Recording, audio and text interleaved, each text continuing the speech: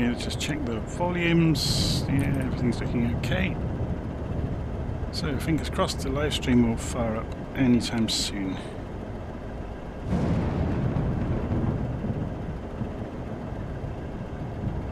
Okay, I think we're up and running.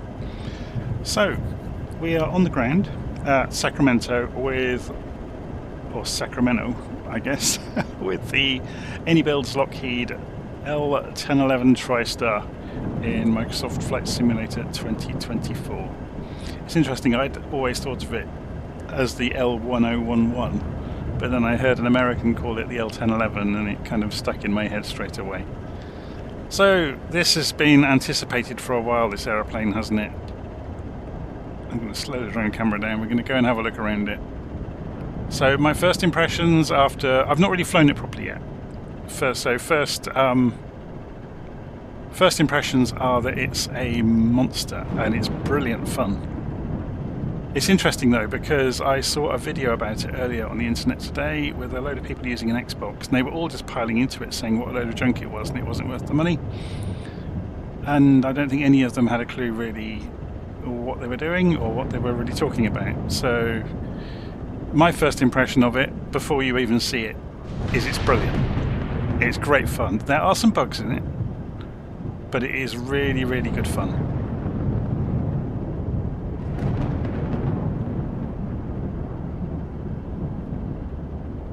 And the bugs are really, really minor. Things like, you know, certain lights not illuminating on the overhead panel. And some of the test switches not working. But they don't have any detrimental effect when you're actually operating the aeroplane at all. I will admit I burnt the midnight oil last night trying to put together the functional procedure to get the airplane up and running that I will be following. So yeah, you can see there's a small graphical anomaly there. I burnt the midnight oil last night, and one of the things I discovered, and the reason it took me hours to write it, to be sure about what I was saying or what I was writing, is there are a couple of small bugs in the cockpit, and I'll point them out as we go along. But yeah, the hours I spent trying to find the answers when obviously there were no answers. It wasn't me, it was the aeroplane. But again, very, very minor things. But me being like a dog with a bone, I was trying to get everything right and not getting everything right. So it's been interesting.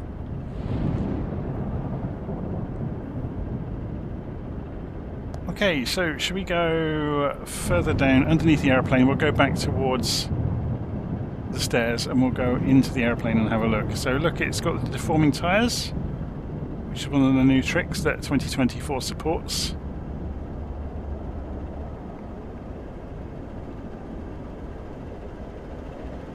I couldn't resist going for an old Pan Am livery. We're not going to be using slant tensions today, by the way. I'm going to need to focus on flying the aeroplane. So it's going to be fun.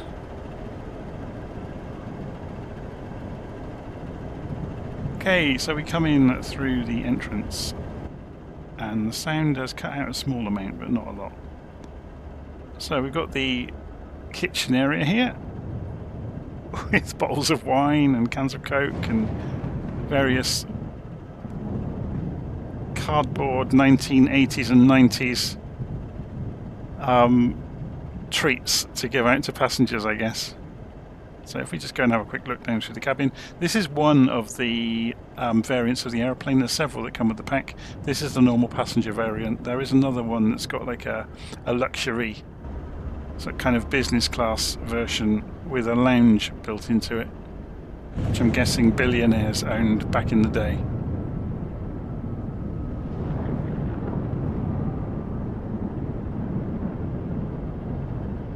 So you can see a live stream comment there.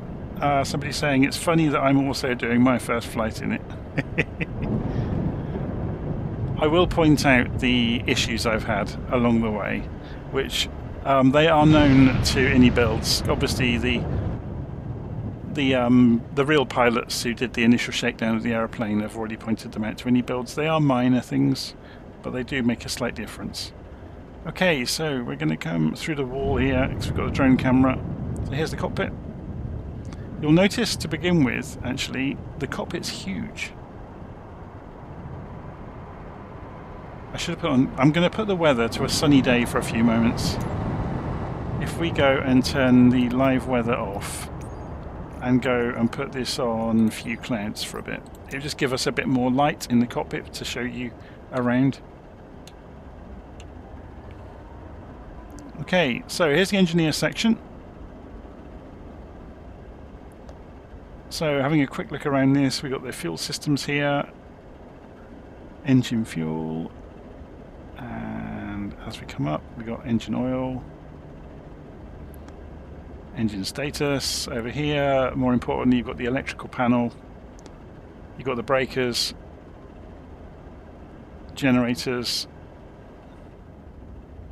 Overhead you've got engine bleed control and the hydraulic system, fire control systems, cabin pressure control, the packs there. You've got the door indications up here, and obviously there's the APU control. I don't know if I mentioned that previously. Breaker panel next to you. Very, very importantly, a tub full of highlighter pens and pencils. Okay, one of the really nice things in the cockpit, we'll go from left to right, is they've got this thing, they call it the PFB, I guess, the paper flight book. So instead of an electronic flight book, it's a ring-bound book with tabs, a bit like an old Filofax. And it works really, really nicely. It's a very novel, presentation. It works really well. Looks great. So, having a look around the instruments, it's fairly straightforward. There's nothing outlandish here that you wouldn't expect normally to see. The interesting thing, I guess, is these. It's got INS, or Inertial Navigation System, because it's of the era it's from. I've switched on an optional extra here, which is a screen it's got a sticker on it saying INOP. It doesn't fully work because they never did in the real thing. Only some, I think a few Saudi ones had it fitted, apparently. But anyway, so yeah, it's got 3 INS systems. So there's the quadrant, obviously. There's the 3rd INS system. So in order to get inertial navigation to line up, or ADIRs as you would call it these days, you have to go and program those with your longitude, latitude. I'll show you how to do that along the way. So there's the mode control panel for the autopilot. It's all fairly straightforward stuff. If you're using GPS, you'll notice there's a retrofitted GNS 530 up here. The real thing had them. So this is accurate. There's film and photographs of TriStar cockpits with the GNS 530 in it. So the trick there being, you can, on lateral navigation, you can go to VOR mode and then switch the CDI mode on the GNS 530 to GPS, and the aeroplane will follow the flight plan on the 530, which is exactly what we're going to be doing this evening. Well, this evening for me, it's obviously daytime in the sim. Overhead, it's all fairly straightforward. So you've got the exterior lights, you've got standby and emergency lighting, and the interior lights, anti-ice measures, the engine start panel, anti-skid. I don't think anti-skid's operable. There's a few things that don't quite work. The most serious one that doesn't work, and it threw me for ages, is this panel of buttons here. None of them light up properly, which threw me enormously when I was going through procedures trying to make sure I'd done things correctly. So then you've got the switches, obviously, or the selectors for the inertial navigation on each side, and then there's the 3rd one over here. You can control how fast it aligns. The real thing took 17 minutes. We can thankfully either speed that up or make it instant via the tablet. I'll show you that in a minute. Okay, down here in the corner, retrofitted in, and this was true to the real things, there's a TCAS system, a radar. It also doubles as a weather radar. And yeah, look at these seats. This is fascinating, isn't it? There's a seat there alongside the pilot. There's another seat behind him. There's obviously the engineer's seat. It's a big old cockpit. Well, it's a big aeroplane. It towers over other aeroplanes nearby. Okay, so let's go and press Shift and X. So we're back in the normal view. I'm just going to go and disable my Xbox controller so it doesn't interfere with the aeroplane while we're doing things. So I will be following a written procedure of my own design to get the airplane up and running. So here's a little look at it. It runs for 14 pages. It starts actually in earnest on page 4, so 10 pages then. But 10 pages of instructions to get the airplane up and running. It's a bit scary, isn't it? So it goes through telling you what views to look at, you know, what panels to look at, where those panels are, what to click, what to turn, what to press, what to modify, and, you know, basically explains absolutely everything to get the airplane up and running. So we're going to be following that. I've got it on the second screen alongside me. Okay, so I said we were going to go and have a look at this, didn't I? So this is the paper flight book. So you can see you've got a flight engineer that can work with you to get you to different stages around the airplane. I'm going to leave him alone. I'm going to go and try and do everything myself. So I got a comment in the live stream saying, I've been waiting and hoping you'd take on this aircraft. I love this aircraft, but wow, it's hard work. Yeah, it is. Well, actually, once it's flying, it's not too bad. It's just getting it into the air is hard work. So we've got settings for the airplane. So we can set, obviously, the units. We can set whether we have that map display in the middle. Whether we want realistic brakes, navigation options. I'm going for INS plus GPS, and that's what I have documented. So that gives you the INS units and the GPS unit. I think the INS are interesting to go look at, to be honest. And that's, yeah, that's all I'll say about them. Okay, so import SIDS or stars and waypoints. We'll leave that on. That allows us to use SimBrief, basically. It's controlling what it's going to import, I think. Altitude synchronization I've said off, so we have to do all of them ourselves. INS align time, instant, this is what I mentioned, instant, fast or realistic. Okay, so we've got throttle calibration controls, all works nicely. Mine's already done. You can put your SimBrief and Navigraph connections in. So that obviously gives you then your charts and en route for the Navigraph maps. If you don't have Navigraph, you'll just get a standard map from an open source provider. And you get to control the voices and sounds that happen around the aeroplane. Okay, on the ground page, we're going to start doing our pre-flight. So we're going to go and attach the GPU to the aeroplane. We're also going to go, you can hear it in the background. We're also going to go and put the chocks in and close that panel. So if we go and look outside now, you will see we now have chocks on the wheels and we have a GPU connected to the aeroplane. And you'll notice earlier I had put a truck on the door, which is interesting. Yeah, the ramp truck. Interesting. Anyway, we'll see how we go. So I have pre-filed a flight plan with SimBrief, and you can see it here from, so PAA073 is my flight number today, so that's Pan Am 073. And we're going from Sacramento to San Diego. And you can see there's the actual flight plan route. So it's a direct out to Frogo, and then we've actually got a star on the way into San Diego. If we go and have a look on the map, I can show you it. So obviously this is when I've first penciled the route in. I'm going to go back and go File, Open Flight Plan from SimBrief. So download the flight plan, create the flight plan, no, and it actually shows you the real one now, look. So we're also going to go and open Navigraph because it'll be useful along the way to look at plates if we want to. So I'll unload the previous flight plan I had and we'll import from SimBrief And there we go, Sacramento to San Diego. And it's going to do a restart. Why does that always happen on live streams? Whenever you open anything, it wants to do an update. I wonder if they fixed the bug where Navigraph just turns itself into a giant blue rectangle after it's been running for a while. So runway 22 left.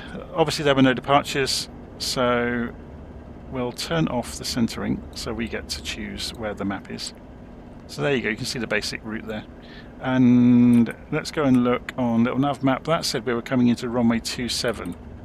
So if we go and look in here, and we can see there's an RNAV into runway 27.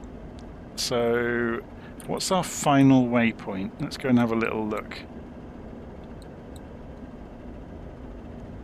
Nado. So yeah, there's nothing there, look, that connects up to it. So there's Nado. We can just go for final, can't we? And now it's gone and recentered itself, which is just what I told it not to do. Let's go and have a quick look at this. So yeah, now we've just got this bit of vectoring to do here, which is fine. Okay, so we're going to go and work through the checklist together. Shift and 1 brings us to the tablet. I've done the GPU. We're going to go and close the door. Now, will that get rid of the truck?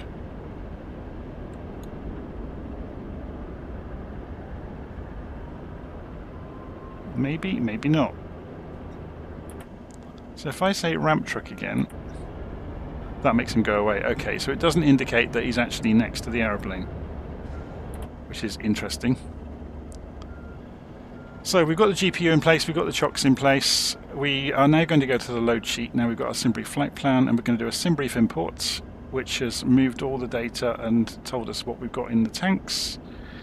Then we're going to go to the OFP and reload it, so we'll get the current one, so from Sacramento to San Diego. Takeoff performance, we're going to press sync and then calculate, and it's lovely handwritten calculations, and set the bugs and the EPR. So if we go and press shift and space, you can see the bugs have been set already on the instruments. We don't need to do landing performance, we don't need to do charts or en route yet, but I can show you it that is there, so we get a nice view of the airport.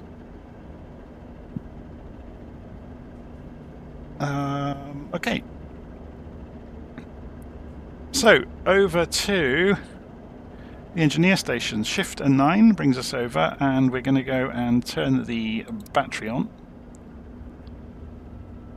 and then back in the cockpit we're going to come over, and I'm going to look at this from an angle. This caught me out for the longest time because I thought just flicking these switches was, and no, it's done it this time. Look, this was off when I was playing around with it yesterday.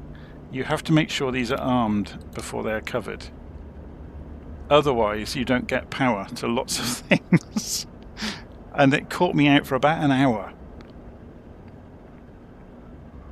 Okay, so then shift and 9. We've got the external power available, so we're going to turn it on, and we get sounds. Let me go and check the volumes. Yeah, I've got it on maximum, so you get to hear everything, which is really good. So external power is on, and then on the tiebreakers, we need to go and look across here and make sure they are all closed, which means that they have a line through them. Then APU section. Master power can go on. Fuel system, we're going to put the one of the tank 2L, or one of the tank 2 pumps 2L to on. Notice that I think there's a bit of a bug there. They were all lit up until I clicked one, then they all said low and one of them came on.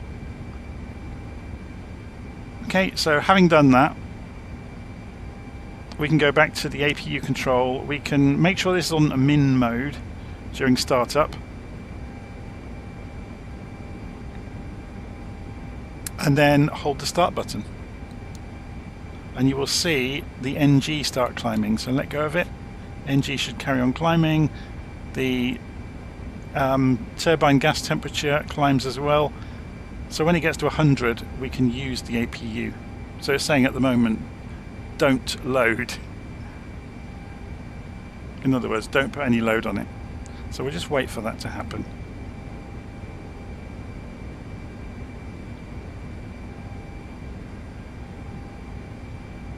So we're now at 100%. Now we can check things, so if we go up here, look, we can go to APU and it's showing 0, but that's because we haven't closed what are called the field latches. So we're going to close that one, and look at those come alive all of a sudden, and close that one. So this is allowing power into the AC bus.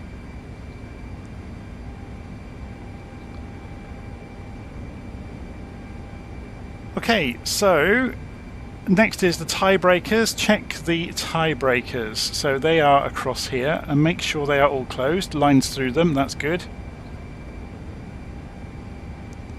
Then cabin pressure control, which is further overhead. So it's up here. So we've got to go and set our cruise flight level to pre-arm the system. So if we go and look at SimBrief, we are going to be cruising at 37,000 feet. Well, that's the hope anyway. So we're going to go and hold the mouse down on one side of this and wait for it to get to 37.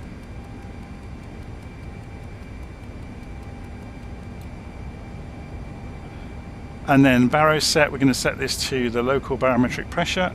So if I press comma, yeah, it's not going to do it for us. So I'm going to come down here and see what that was.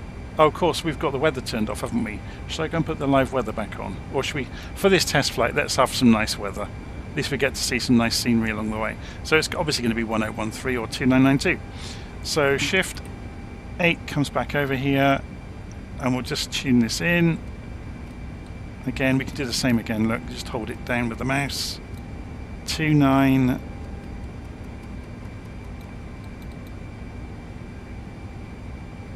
About there, that's fine. You can set the rate of change for it. Okay, I keep referring to my notes, and you get pregnant pauses. I've never done this before all in one go, so like I said in the notes of the video, mistakes are going to be made today probably. So Shift and 3 brings us back over to the instrument panel, and we're going to go and align the Garmin. And we need it because it's going to tell us our position. Or it's one way of doing this. There are other ways, but this is one way of doing it. So I'm going to need a sticky note. I'm just grabbing a pen and a piece of paper so I can write this down. We're going to need the longitude and the latitude off of the GPS unit. This is kind of the real world simulated way, not the cheat looking on the EFB way. So we can, based on that this is aligned and knows where we are, we can then roll this through to the last page of the nav page group, which gives us these numbers, and they are super important for the INS system. So we are at north 38, 33, 29. Now we only need it to 1 decimal place on the seconds. Minutes even. No, seconds, isn't it? Yeah. And then on the westing, we need 121, 18, and again to 1 decimal place, so 6. So the other one will be 3, not 29. Okay, so we've got our numbers written down. Now we're going to go and have fun with them. So Shift and 7. We're going to go and set each of these to align.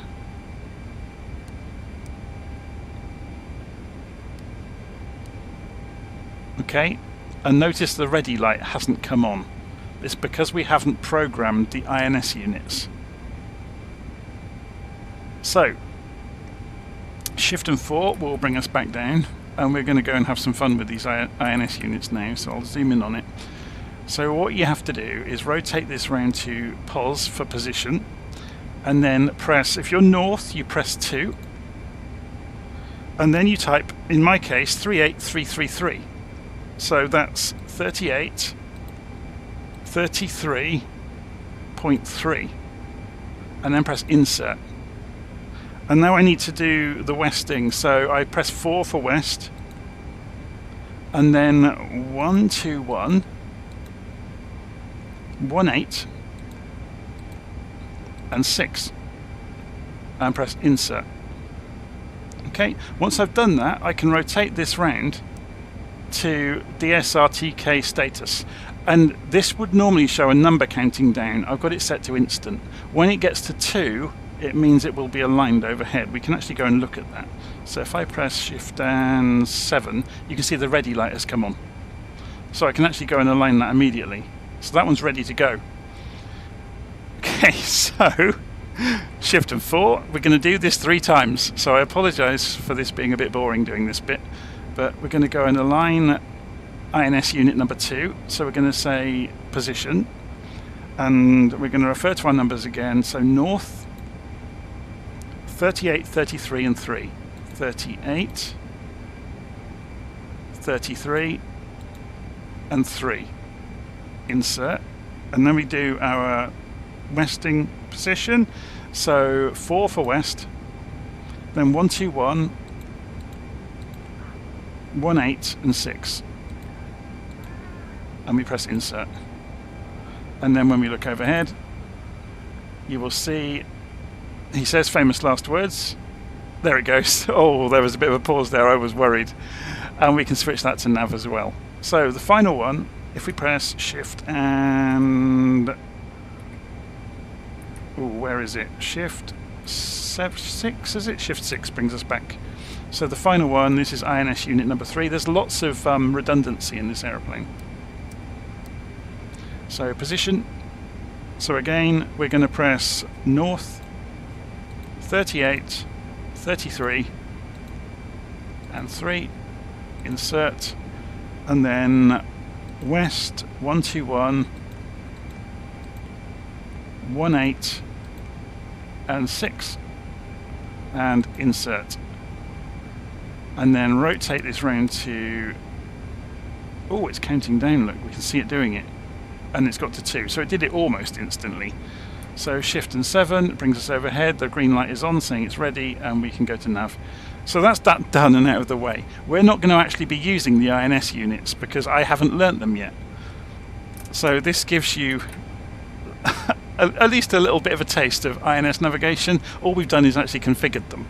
We've not programmed them, or we've not programmed the route. I can show you some extra stuff actually in the tablet. So when we went to load sheet, was it, or OFP, you can send to INS. Now if you have that map display on, when I do this, you suddenly get all the numbers. Yeah? Something else I'm not going to play with, which means that VNav won't work properly, is I'm not going to put the numbers into here. You have to key all these numbers in manually. There's no way around it, so you have to go and find out EPR. It was all on the performance screens, on the or the screens, on the performance pages of the paper flight book. So you can obviously key them in: gross weight, fuel, and so on. So yeah, so you get all these longitudes, latitudes of your waypoints. So pushing that across will have put it into the INS system as well. So notice these have switched themselves back to waypoint mode, so we can actually switch through the waypoints, and they're all programmed in already. But only the first 10, I think, something like that. However many this will hold in its head.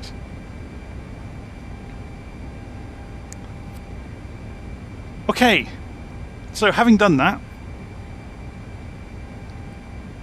we can go back to the GNS 530, I think. Oh no, we've got other things to do first actually. Let's go overhead. So windshield heat, this is the bit that threw me for ages. These should light up with idle, and they don't. But they do press in gently. You can just see it move in gently there. And then the side window heats as well. They should be lighting up, but they are not. Okay, exterior lights at the bottom left. we're going to go and switch on logo and position to on. Then interior lights, bottom right, we're going to go and set the fasten seatbelt sign to on and the no smoking sign to on. And then on the instrument panel, we're going to set the radio INS button as required. So we're going to be using INS navigation. But obviously, like I said, we're going to switch this to, we're going to use GPS mode on the GNS 530 when we get there. So flight directors can go to on. Auto throttle as required, so we can set our initial climb out speed at least. So we're going to take it up to, say, 200 knots.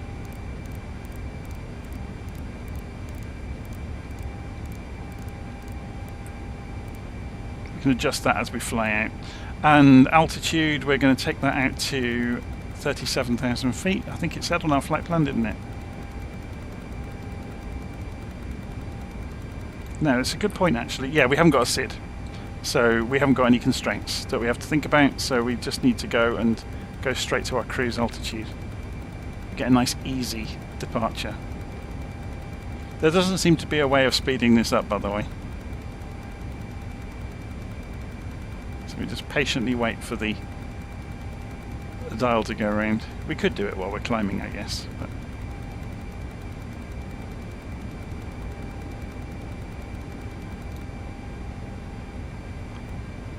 okay. Set the heading bug to the departure runway direction. So just having a quick look at our Simbury flight plan, we're taking off runway 22 left. So if we go and zoom in on runway 22, it's actually 221 degrees. So we'll go this way, and again we can just hold it down and it will roll around for us.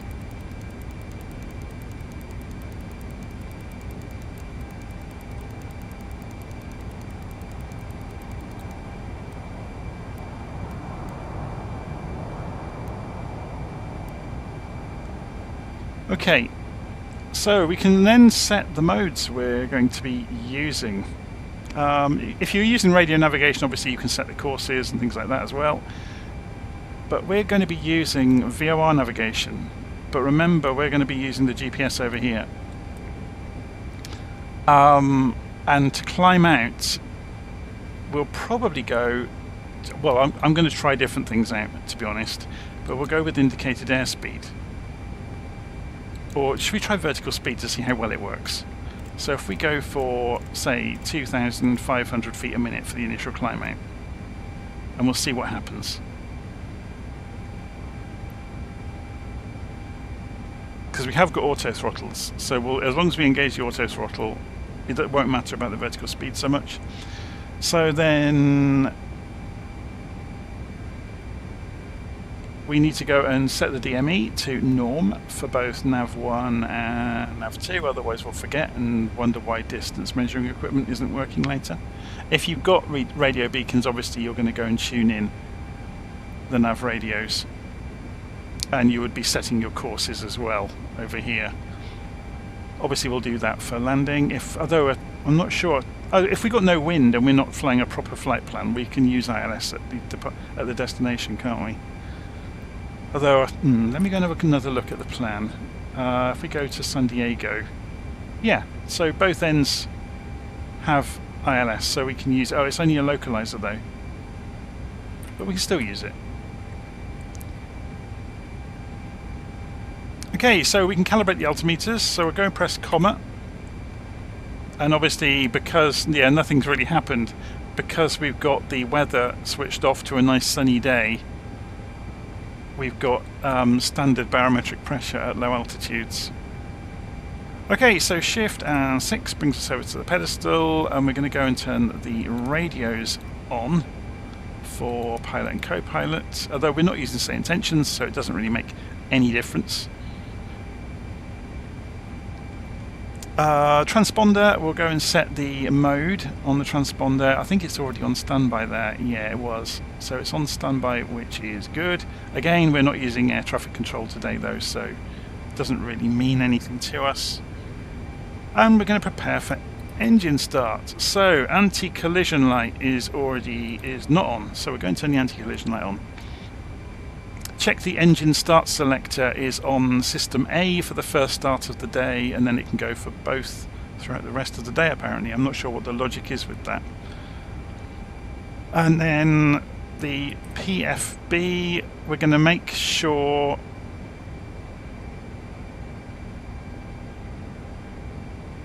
on the ground page, oh yeah, okay, we're going to go and make sure we've closed all the doors. So we can do close all here, and it will do that for us.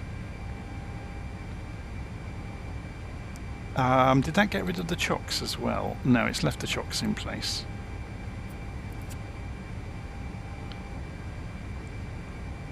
Okay, so Shift and 9 takes us over. We got the APU up and running earlier. We can go and open up the bleed air on the APU. Then on the engineer section, this is where it gets fiddly. We've got the engine bleed air controls. So we are going to go and open this isolation valve and let the bleed air through and let it cross feed so it can get to all the engines. Yeah, so we've got enough pressure on the engines to spin them up. Now, I'm not following this by the book method. I've simplified it by opening all the valves at once. You wouldn't normally do that.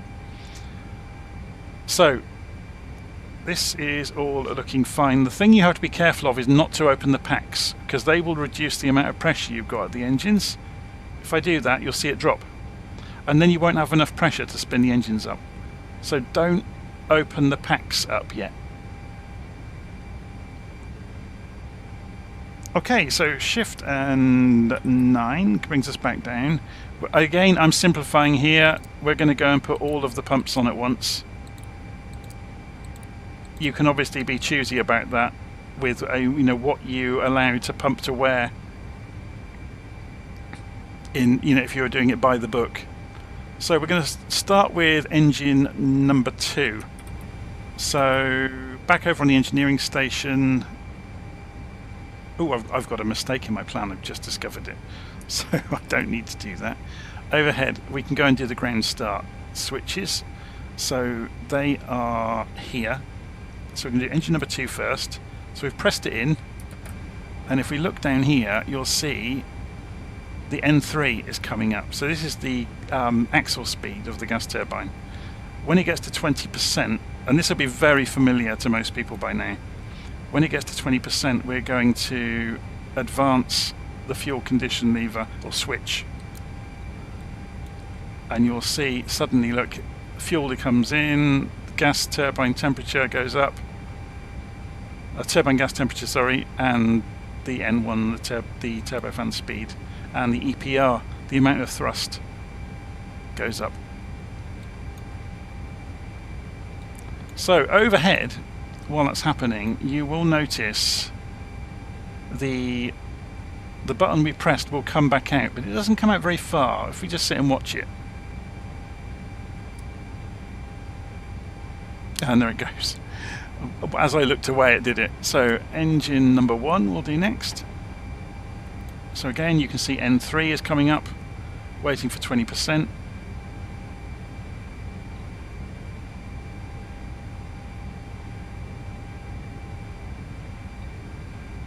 Yeah, I've got a slight mistake in my document I need to go fix, but nothing too drastic so far.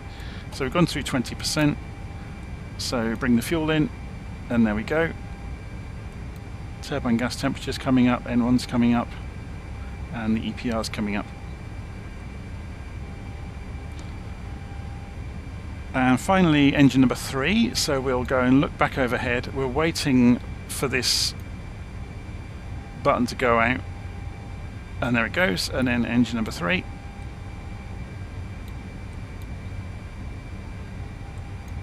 So waiting for N3 to come up.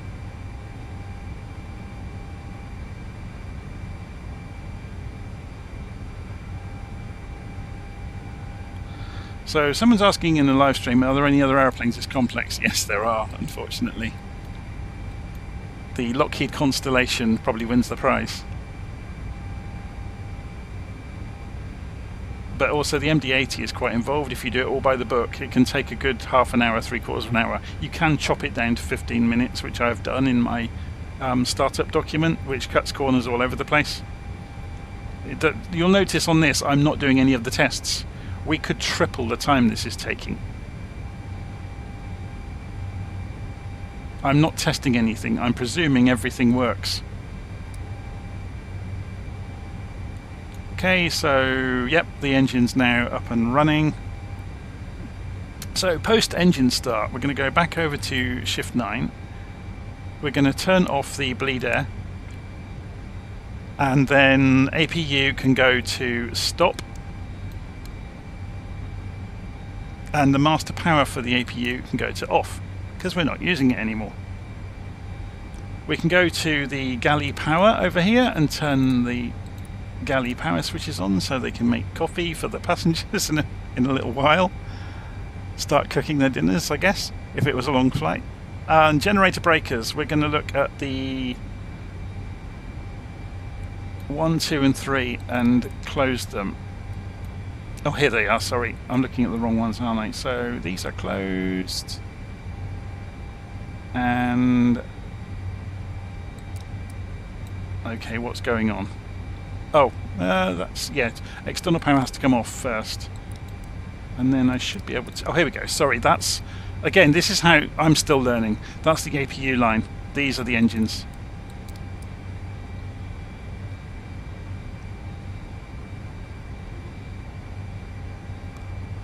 Okay, so then shift and 8 takes us further overhead. We're looking for the pack flow controls. So remember the ones I mentioned earlier? So we're going to go and turn the packs on for the environmental control systems so we can pressurize the cabin.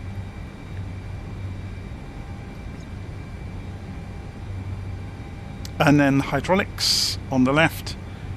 We're going to rotate these both to auto. Then shift and 7 overhead. Again, we're going to make sure that the pitot heats are on. And I'm just trying to remember where they are. Air data sensor heat at the top right. There it is. It was right under the mouse. So we're going to go and make sure the pitot heats, again, notice, look, that's, they were in already. And these were working. So some of the switches, these ones seem to work, these ones don't. It's very, very odd, the lighting. And it's an unacknowledged bug. And then the same with the temperature probes. We'll go and make sure they're on. So primary flight controls, set the flaps for takeoff as set in the takeoff calculator. So if we go and have a quick look at the takeoff performance, we want, where's the flaps? Flaps 10, stab trim 4.6. So back over here, we can set the flaps. Flaps 10. And then the trim, which is down here, we want it set to 4.6. So I'm going to use my trim controls on my primary flight controls. So it's about there-ish. Just means the airplane will be in equilibrium as it goes down the runway. So then back over on the here, I think we already removed, yeah, the GPU's already been removed, and the chocks we need to go and remove now. They've already been done because we did the remove everything a few minutes ago. So prepare for taxi. Taxi light goes to on. Position is on, that's good. And we can taxi to the runway. So let's straighten our view up and figure out where we are and how we get to the runway. So we're going to turn right and then follow out along the Bravo and Charlie taxiways, I guess, to get to 22 left. So I'll put the head tracking on there. I never programmed the route on the GNS, did I? I missed it along the way. Let's go do that now.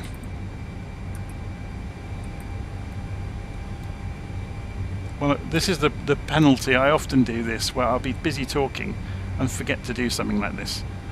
So we're going to go to the flight plan page, we're going to go and say where we're flying from. So we'll just refer to the Simbury flight plan here. KMHR. We can either do this by dialing it or we can press the keyboard. So, what was it again? KMHR. KMHR. Sacramento. Press enter to accept. And then we're going direct to Frogo.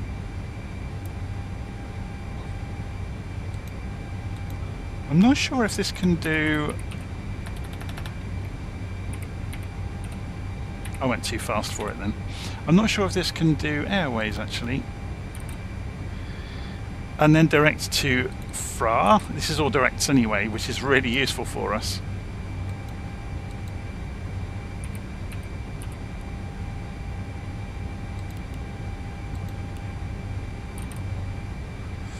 And then direct to EHF.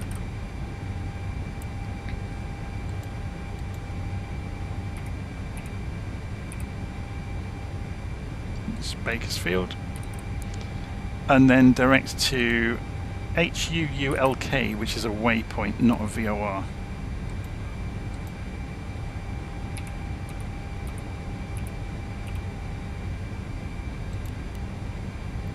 Okay, and clear that. We want to... oh, it's being a real so-and-so.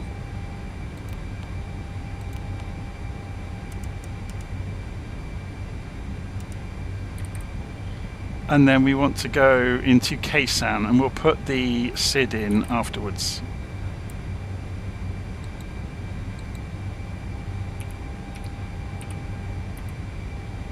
San Diego, there we go. Okay, so now we've got the basic routes. We can press the menu button and we can say we want to go and do a standard terminal arrival route. So enter. And it's got the wrong runway. So we'll just press enter on that for the moment. Yeah, we need to go back out of here. Clear. There we go. Because we're going into KSAN. So this is just looking at the database. So if we go and key this in, KSAN, then it will give us the correct options on the rest of it. Enter. So the arrival we're doing is the Comics 2. Enter.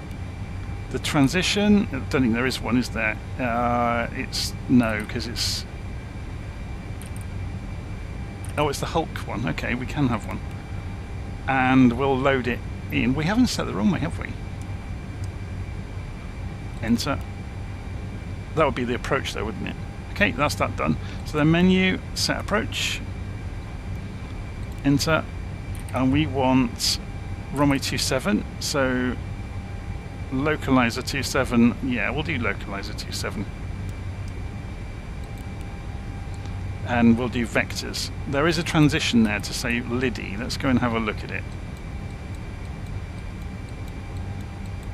He says as he runs out of talent with the mouse.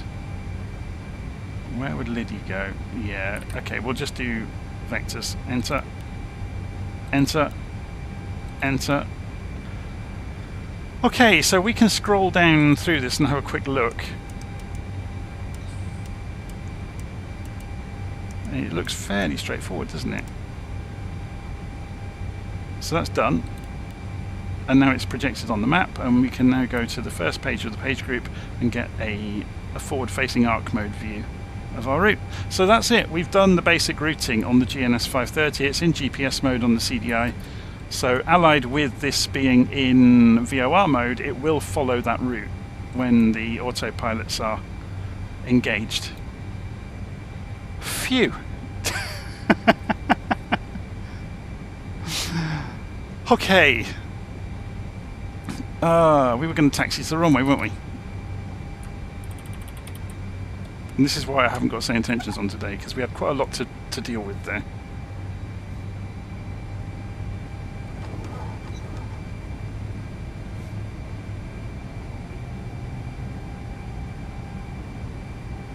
Do you want to see it from outside?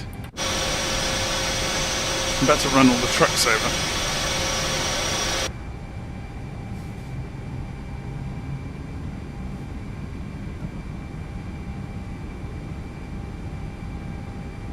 Oh, we really have run the trucks over. I'll go in a straight line until we got past them.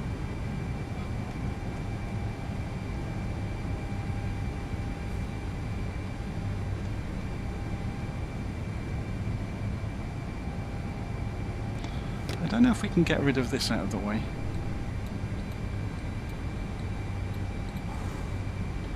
Oh, that's novel. I didn't mean to do that. Okay, you can slide it out of the direct eye line, but you can't get rid of it entirely.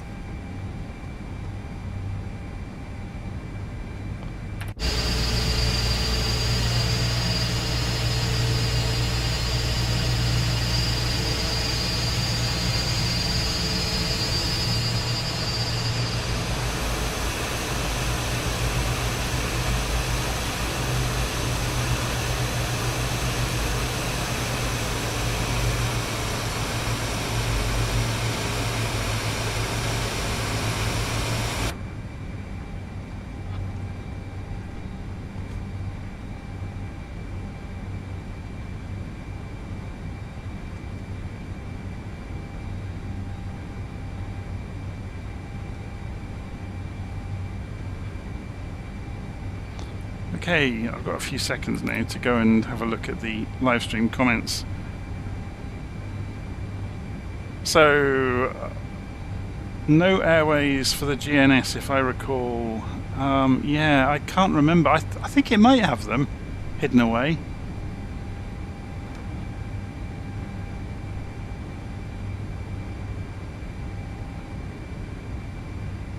So someone's saying, yeah, you could use the INS. I haven't learnt it properly yet, though. So until I'm confident with it, I don't want to go and flounder around pressing buttons. It should be fairly automatic, to be honest. Once you've got the coordinates in and you put it into waypoint mode, it should switch in auto mode between the waypoints for you.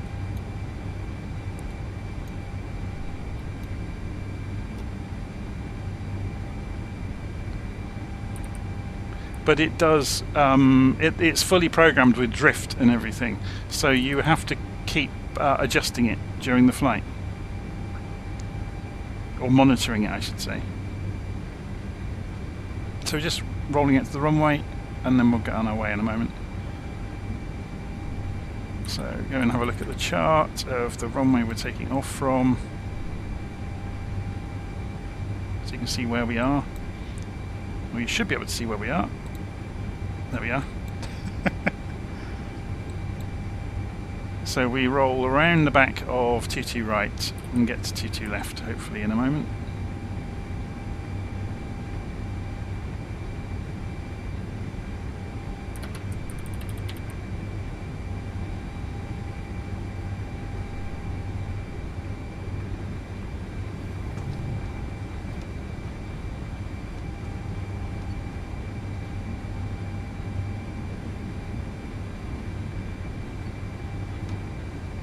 I'm amazed I've made it this far without smashing the airplane up, to be honest.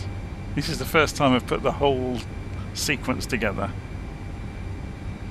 I've literally been just documenting it so far and trying to make sense of it all.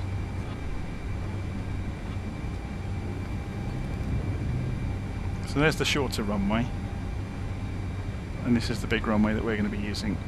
I don't think there's any traffic coming. I'm hoping there isn't, because we're just going to line up and then get ready.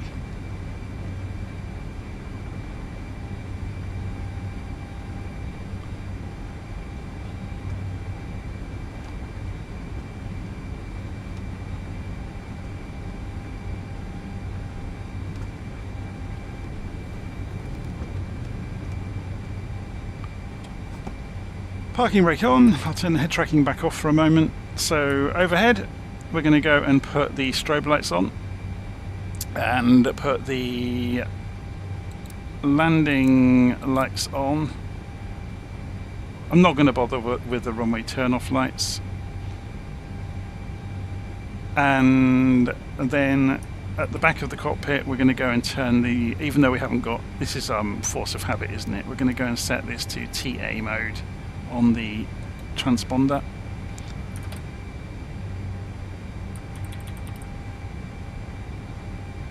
So what I might do Yeah, we've got it's an interesting one, isn't it?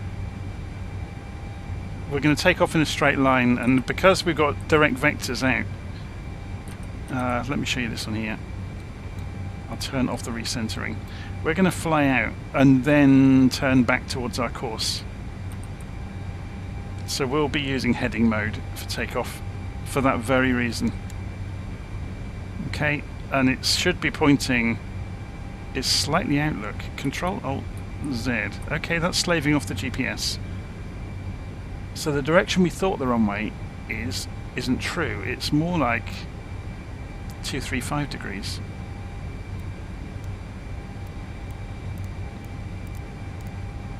Unless I'm just not lined up straight, of course. Which could be true, actually. Are we pointing slightly to...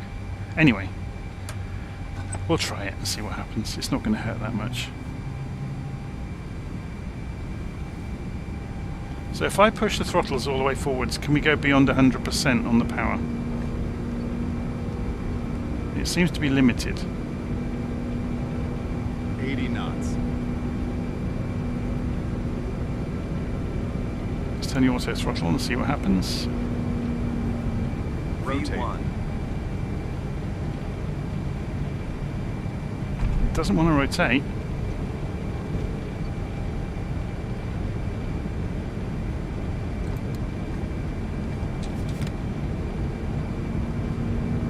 I wanted to go a bit faster. Positive rate of climb. Okay, gear up. Gear This is up. very much a test flight at this point. I've not flown it properly myself. So,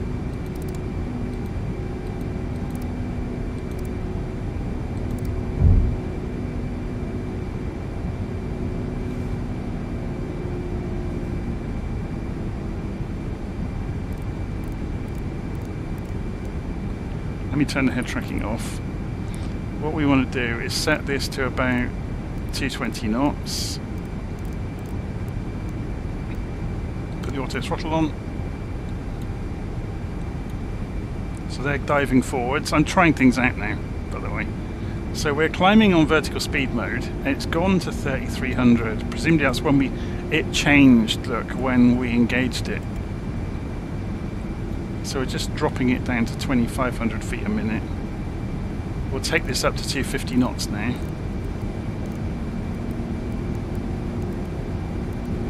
And we'll raise the flaps. Flap 0. And the throttles are coming back on their own. This is all good.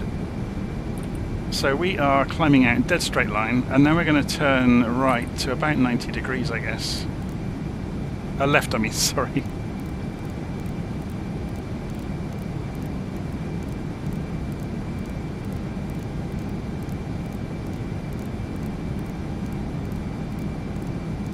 So we want this to be heading mode, don't we?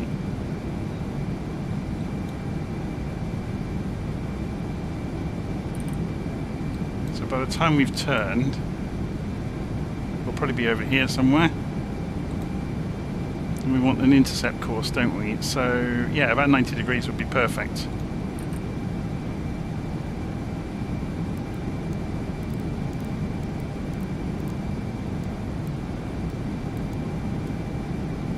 So let's go for indicated airspeed mode.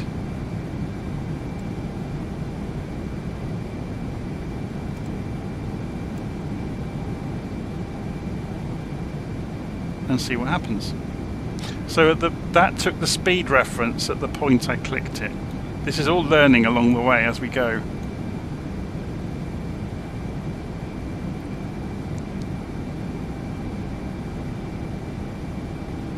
So HSI, we appear to have some buttons here to control what this is getting this information from.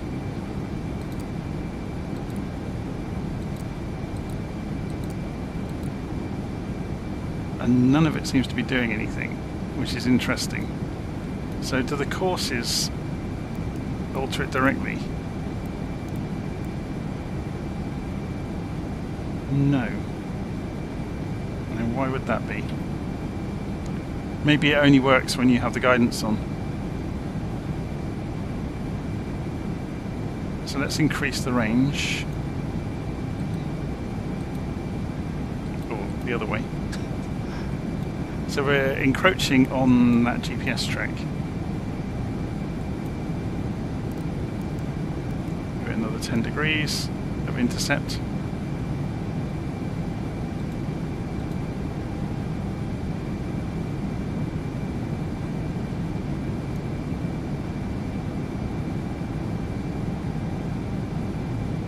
So someone's saying, did you know you can click on the dial and drag it only in certain aeroplanes? That only works. It only tends to work in the Asobo aeroplanes, unfortunately. So what we're going to do is say VOR mode and see if it will capture.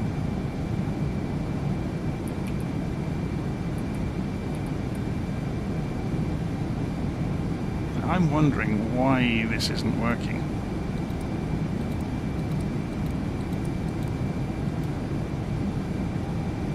Is it something I have done?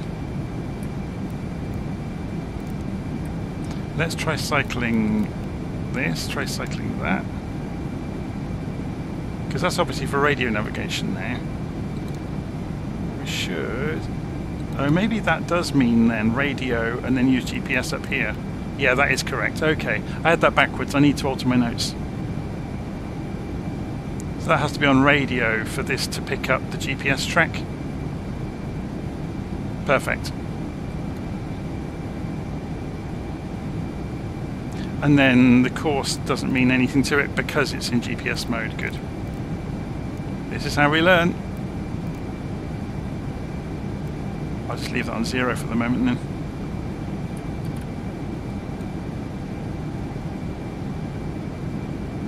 So we've come through 10,000 feet. Landing lights can come off.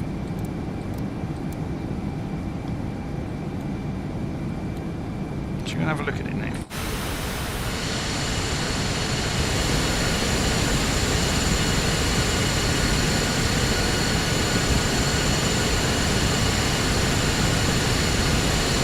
Of course it's not moving around because we've got no weather. We've got a nice calm day.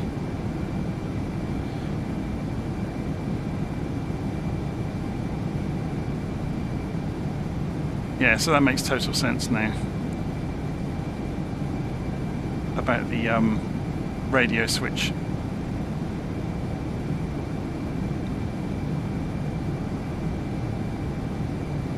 Okay, so we're in GPS mode. We've got VOR mode, so it should turn right when we hit the track. It'll be where it will capture it at the point the CDI comes across. When it usually it's within one dot, but it's not an exact science. It's starting to roll. Yeah, there it goes, look. So it's seen the CDI coming. So that's the course deviation indicator.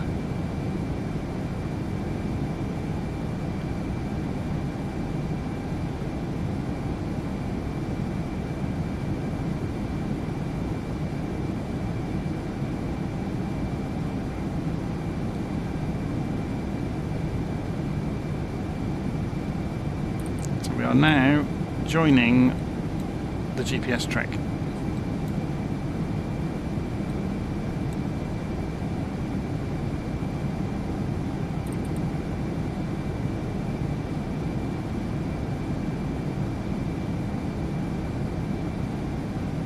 Okay, coming up through 15,000 feet in a moment. Let's go and see what this can do then. If we turn the auto throttle isn't on, look, that's interesting, but it was still holding 250 knots. We're obviously higher than 10,000 feet now, so we can take this out to 300. Yeah, look, they don't allow you to drag that. You can hold the mouse button down though. So it is obeying that, and it's taking no notice of the indicated airspeed, which is interesting.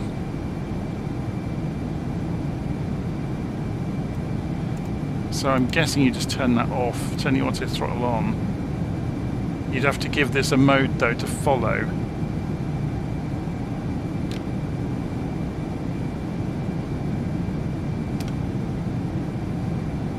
This is where it gets dangerous though, because if you use vertical speed mode, if we use VNav, let's see what happens. This is dangerous though because I haven't programmed everything. So presumably it's going to climb at the rate it can and hold 300 knots.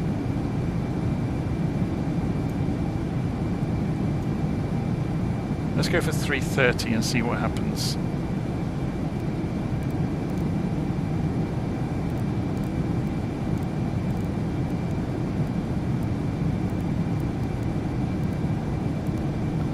This is where you really need to read the book to understand how the modes will interoperate and what governs, you know, what has precedence over each one. It's lovely to see the simulation of the INS units changing their position as we go. Should go and tune some nav radios in along the way, have a play with them. So we've got, what's the range like on the El Nido Merced one? 40 miles, that's rubbish. What about Modesto? 130, that'll do. 114.6. So 114.6, and we'll wait until the aeroplane's stable. It's obviously changing course at the moment,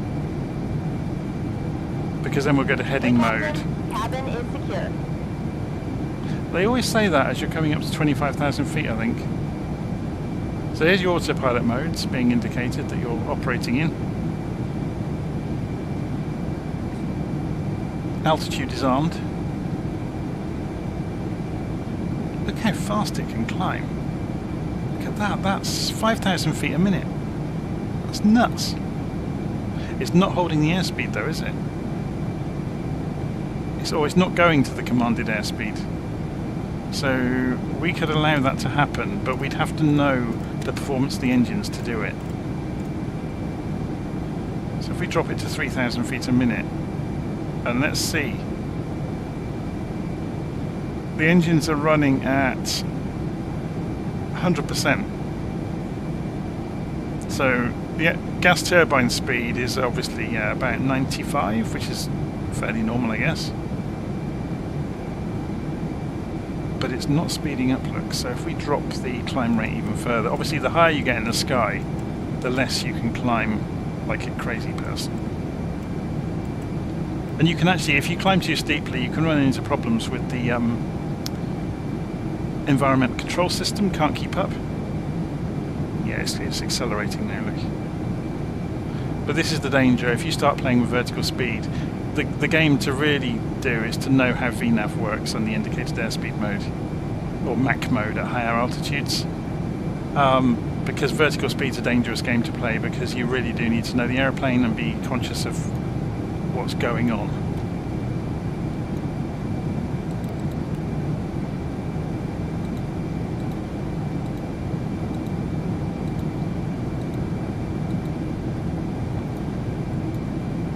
Coming up through 31,000 feet. So even when you're in GPS mode, the VOR over here is still going to work, which is really cool. So it points towards the VOR station and gives you the DME. If we were to go and use I wonder if the Vortec further down the road is working. Oh, it's only 40 miles. They only tend to be rubbish ranges, don't they?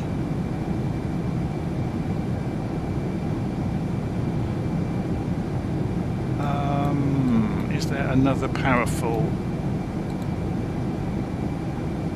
No, it's 40 miles. 40 miles. They're rubbish. 130 miles for EHF. But we're probably, yeah, we're still out of range of that. What about one behind us? Linden, 130, that'll do. 11480. So we'll put nav 2 on, or the, yeah, 11480. And there we go, look. It's just kicked in. 31, 32. So we're pulling away from that one, we're going past that one. Yeah, that's the one we're going past, which is this one. And this is the one we're flying away from. Very cool. It's got ADF on it as well. It's on the, it's of that era, so it still has working ADF. They're down here. ADF, there you go. 2 of them.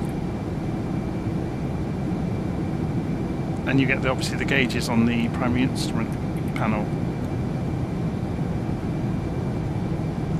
Unfortunately, I'm not sure if we're going to see many non-directional beacons around. If I can never spot them. I usually have to go and turn them off on the map and turn them back on again. No, there are none, look. And they're even worse range than the Vortex stations. There's one over there, look. But they are being decommissioned, they're ancient. Okay, we're coming up through 34,500 feet. Still climbing, we're in danger of overspeeding. You know, I was kind of expecting that, I wanted to see what was going to happen. So we're going to pull this back to 320 and let's see what it does.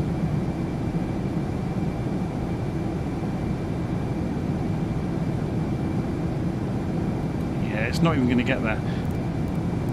This is what I said about having to know your aeroplane.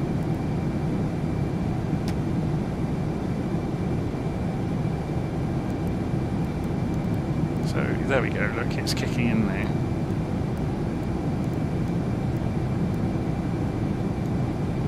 So if we press VNAV to get there, what will it do? It's saying the Mach number. We don't get to choose it though. I think that's the speed we were at the time.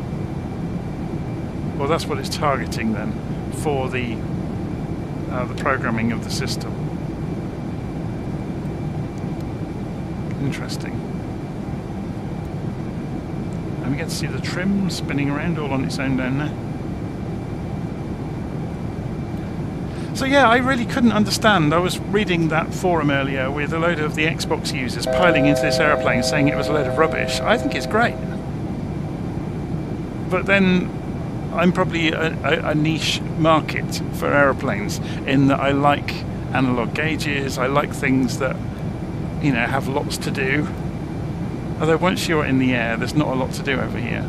Unless you obviously, if you want to start playing games with cross-feeding fuel between tanks and things like that and dealing with icing conditions, then you know, you've got all sorts of things you could do.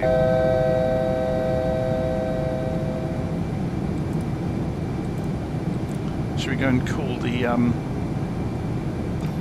cargo down? So it's saying altitude is flashing because it's coming up towards...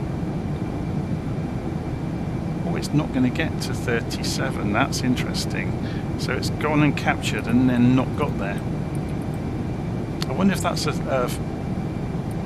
it's not an exact science, look. It's gone to 36,500 feet. Oh, it's creeping back up.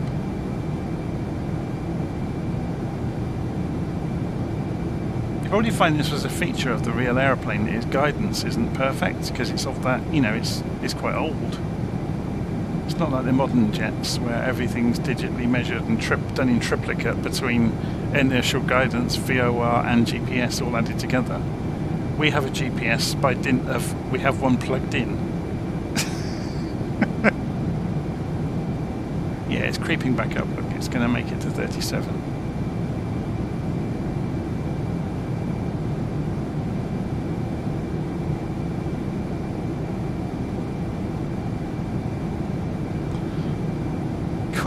So, where are we on the route? We're coming up towards about a third of the way.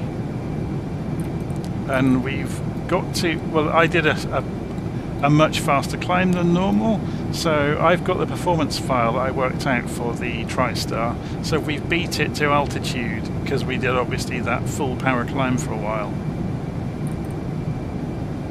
If we'd used VNAV all the way with the correct numbers in it, I imagine this would be a lot more accurate.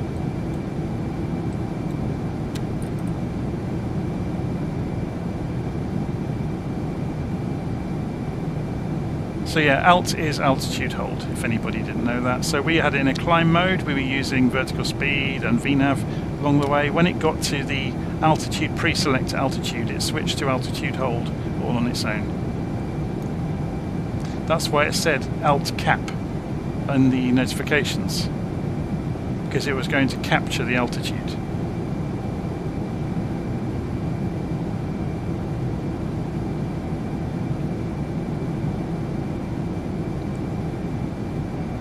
we're pretty close to the airframe max speed here. Normally you wouldn't fly that close to it, you'd be about 20 or 30 knots away from it, which we could do. We just dial it down a bit, take it another 10 knots away, because the danger is with that, if the wind switches around, although we know it's not going to, if the wind switches around, then you could find yourself overspeeding.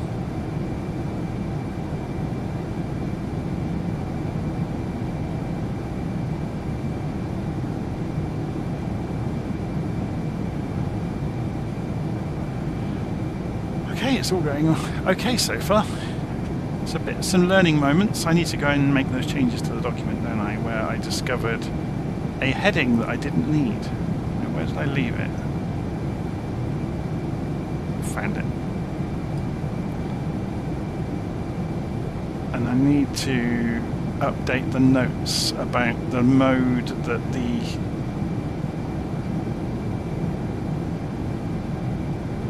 radio button there is left in. And that was at the point I was configuring the mode control panel.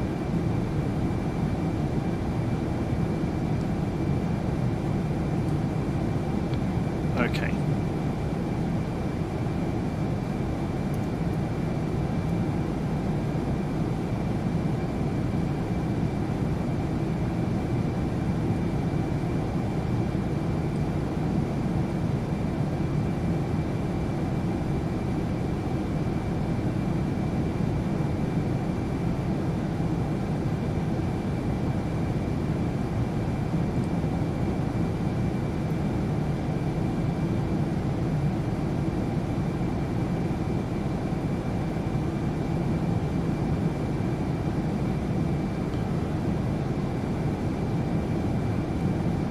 So we haven't got a lot to do now for the next little while. Yeah, these are like the old airport boards, aren't they, with the rotating banners? They're great.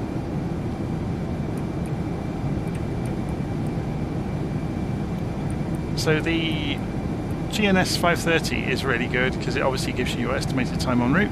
You can get more data out of it than that. You can also look in here, so you can get the track distance and cumulative, and you can do more than that, I think. So flight plan, there's a ton of functionality in this. You can change the numbers around the display, change fields. So if we go change fields, and so if instead of distance, direction of track, we could go and get estimated time of arrival, I think. So if we press enter on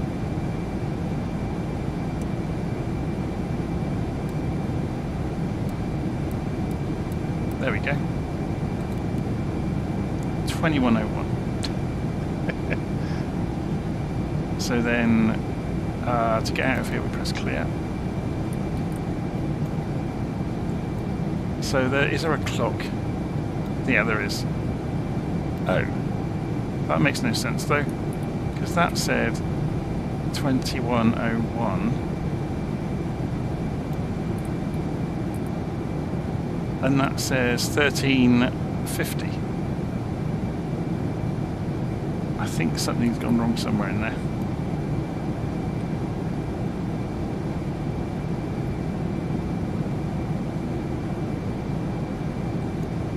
At least we know the time to the next waypoint, and plus little navmap can figure it out for us. So time, about an hour in the air. We didn't make a note of when we took off though, did we? Of course that will be local, so that will be UTC. So yeah, the GNS 530 has no idea what. I wonder if there's a way of setting this back to UTC. Although we're in California, so it's -8, isn't it? So UTC will be +8. Although we've just gone through into British summertime. So, but anyway, that doesn't have a bearing on this. So 2101. Oh, it must be 7 hours different at the moment then, which makes sense for that, the hour calculation, yeah.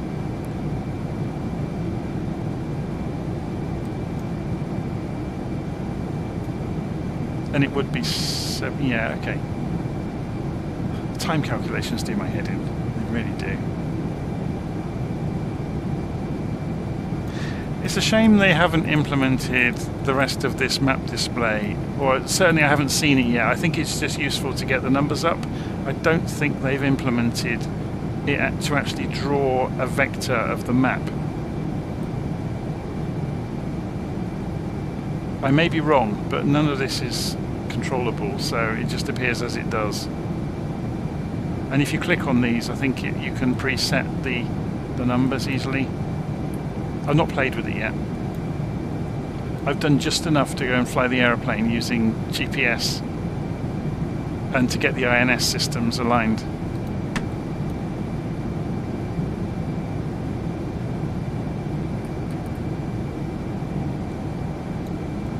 Let's go and have a play with the... Oh, we didn't play with the TCAS, did we? Not that there's anything to see today, but you can see you've got range here. But I think it's controlled by the panel over here. So you can show weather on it. Yeah, it's on by default by the look of it there. That's all I was wondering about. So it is on.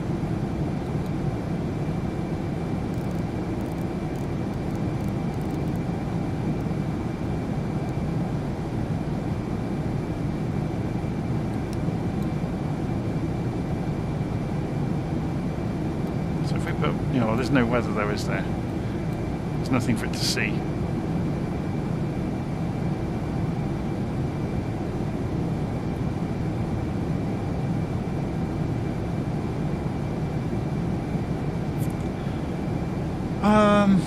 But yeah, just reading the comments about using the INS system, I will... Oh, I'm looking at the wrong thing there. It's over here.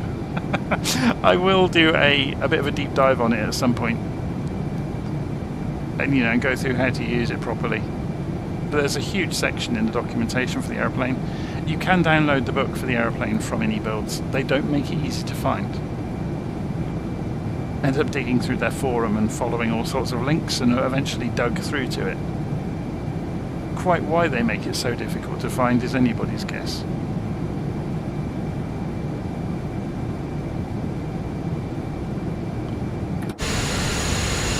Okay, I'm going to go make a coffee. I'll be back in a bit.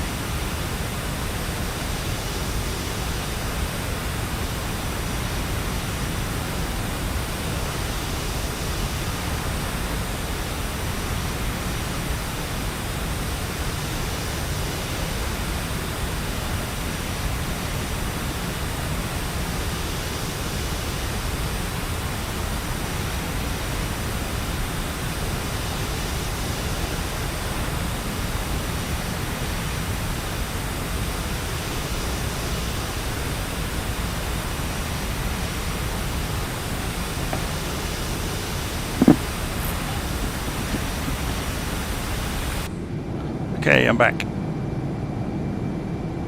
How are we doing with the volumes, by the way? Let's go and have a look. Oh, it's quite noisy, isn't it? Should we turn it down a bit now?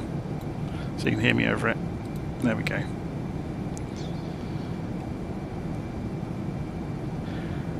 But I often turn the sounds right up inside the aeroplane so people can just hear the sounds, and the sounds in this are really good.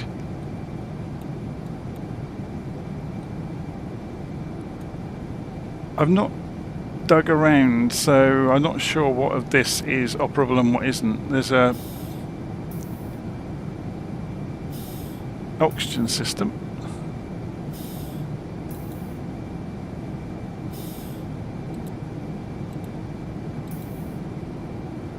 I'm not sure if it's supposed to be on or not, but we're not greying out, so I don't think the simulator simulates that.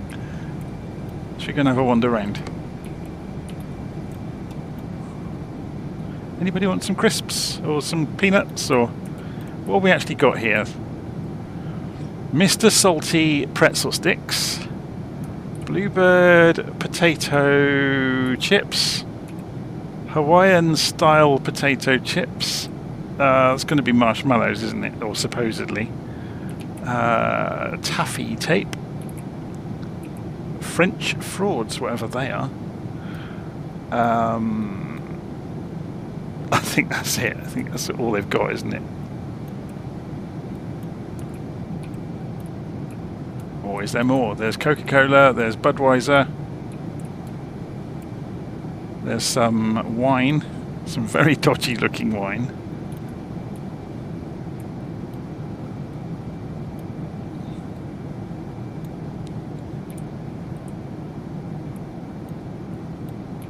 Now, I haven't tried doing anything silly like opening any of the doors. I don't think anything's operable. Of course, this is the days we can show the kids this, can't we? Look, no screens. If you were really lucky on a flight, they would have a projector here with, I guess, is this it here? Yes, that is it. There's the projector. That's the movie screen. And you would be able to buy or rent, sorry, from an audio system which wasn't even electric. It used sound through a pipe that came out of the armrest, and you could attach to your ear holes. And I'm guessing there's going to be another projector, so the main part of the cabin gets this, the back of this wall as a movie screen. Oh, how we lived. Yeah, so there's the movie screen. And there's the projector for it.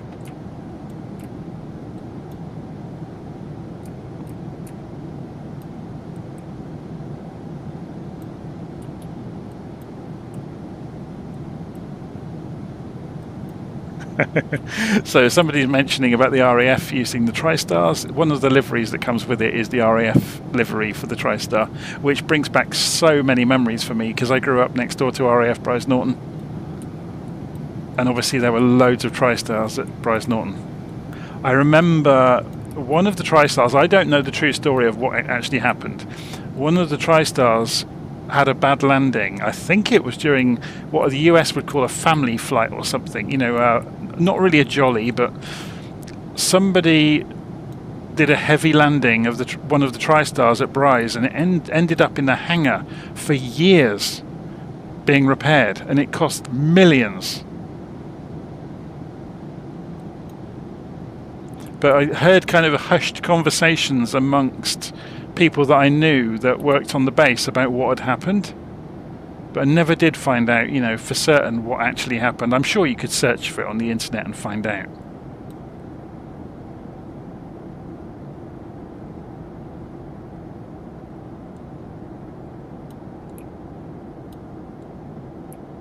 In fact, I may have to in a moment. So, okay, you don't get another projector at the back. So this is the toilets, I'm guessing. I did hear a story because obviously the engines are, or the tail engine is right above the toilets. So apparently they're like the loudest toilets in the known universe.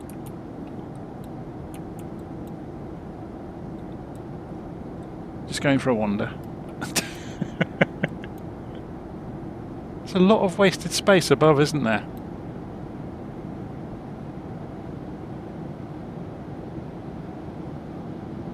I guess in the long-range aircraft these days, they have the bunks up in the ceiling for, you know, if they've got several crew, like the 777s and the A350s, things, stuff like that. They've got bunks up there for the crew to rest up in the ceiling,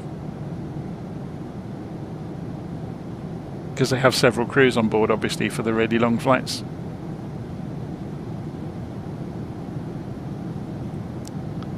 So there is a downstairs galley in one of the fit-outs of the aeroplane. This is just the standard one, but one of them does have the downstairs galley built into it properly. Can we go through the walls to see what's in toilets or anything like that? We can. Oh, that door must work then.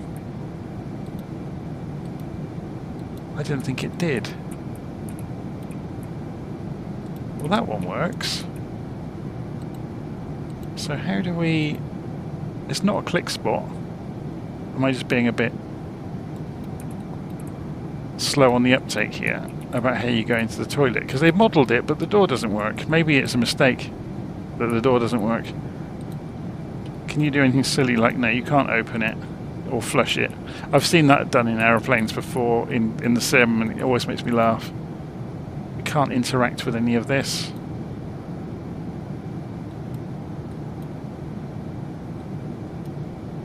Okay.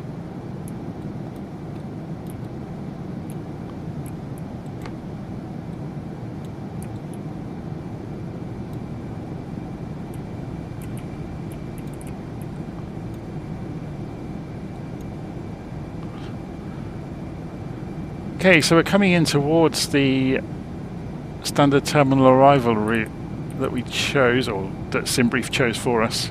Begins at Hulk. Let's go and have a look at it on Navigraph and see if we've got any constraints we ought to be following.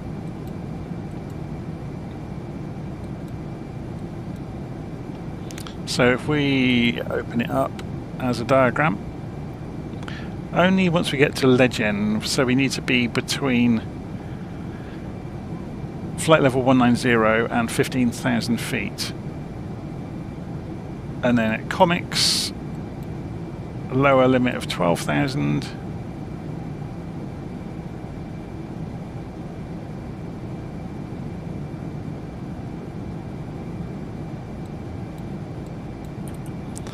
So out of interest, does a little nav map show, sorry, does the GNS 530, it won't show you the constraints, will it? Or I don't think so. If we go and put the focus in here and scroll forwards,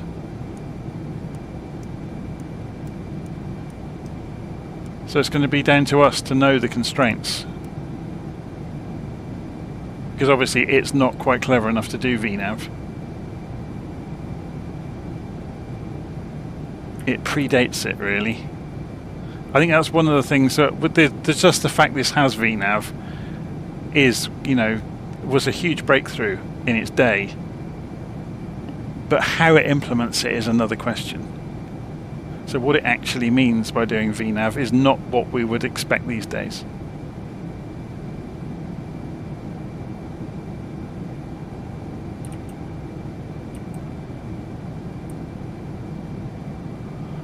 So we need to be down to, say, 16,000 feet by Legend. If we do that in here, I know you can measure in Navigraph now, but it's a lot easier in here. So 16,000 feet, we're at 37, so we've got to drop 21,000 feet. If we go and measure from Legend, so we want 60 miles, don't we? The 3-to-1 rule. So we need to start descending. Oh look, right where the top of descent is. There's a reason that's there. So most big jets, the rule of thumb is that you can drop 1,000 feet every 3 miles in a glide. They all tend to behave in much the same way. So therefore you can figure out if you need to drop 20,000 feet, you're going to need 60 miles.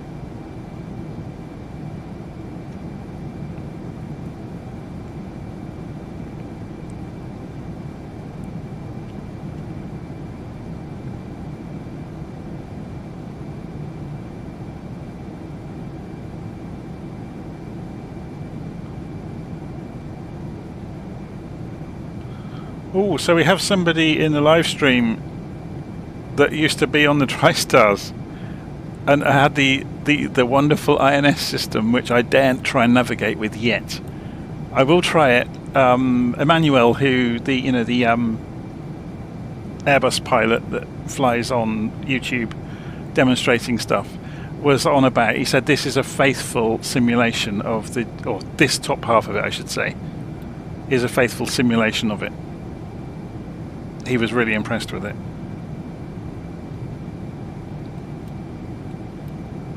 There's a lot of documentation about correcting drift with it as well. Because obviously inertial guidance, yeah, and especially the older systems were nowhere near as accurate as the modern ones are, and they've got no handle on where they are, so they have to be corrected. Obviously, modern aeroplanes do it all for you.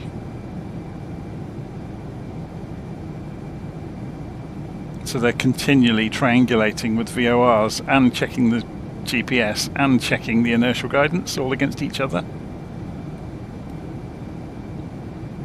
But these old aeroplanes don't. So it's up to you to have some talent and skill and to look after things.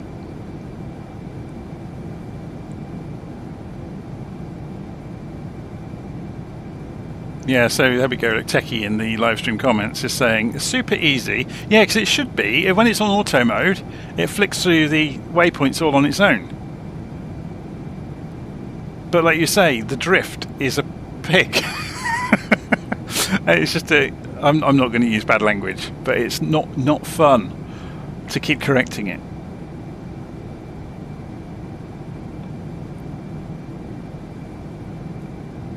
And I've not actually done it in anger yet. So I've read about it, but I've not had to actually do it. So that'll be a fun exercise during a flight, especially in bad weather with ATC chattering at you and trying to do everything in the aeroplane on your own.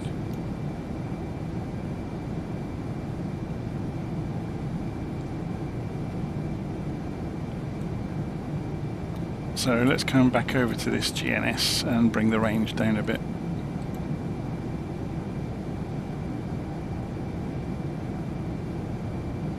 This is cheating, isn't it? Just having lateral navigation via GPS.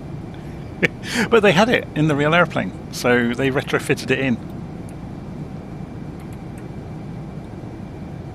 The thing that did make me laugh, Emmanuel was just cursing about, is the terminology used in all the documentation about latching.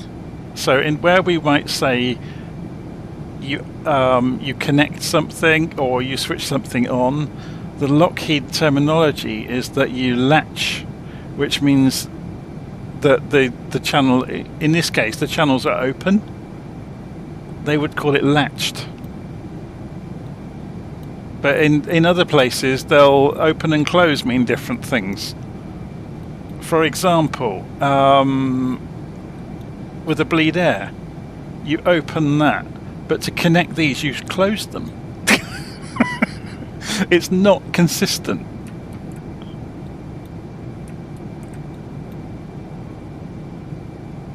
Anyway. So Techie's on about the Saudis. Oh, was it only the Saudis that had the GNS?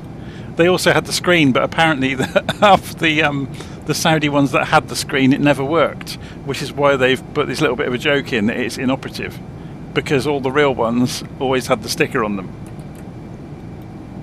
We can remove that screen, by the way. We can just pop in here and we can change the load out of the aeroplane. So we go into aircraft. We can do this in flight, I think. Hopefully this won't ruin it. If we just go and turn the map screen off. Obviously I'm not going to go and turn this off, but yeah, we've now got a great big blank area. So how long until somebody says to them, can we have a G1000 in that area, or can we have the GTN 750? I think this is quite charming though, having the accurate unit that was bolted into some of them.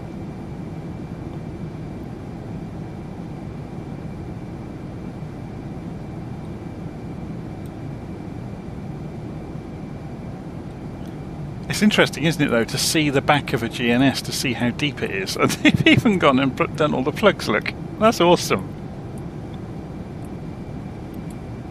I'm guessing there's a gap under it. Now, was that originally a clipboard holder, or is that because this thing gets so hot it needs ventilation?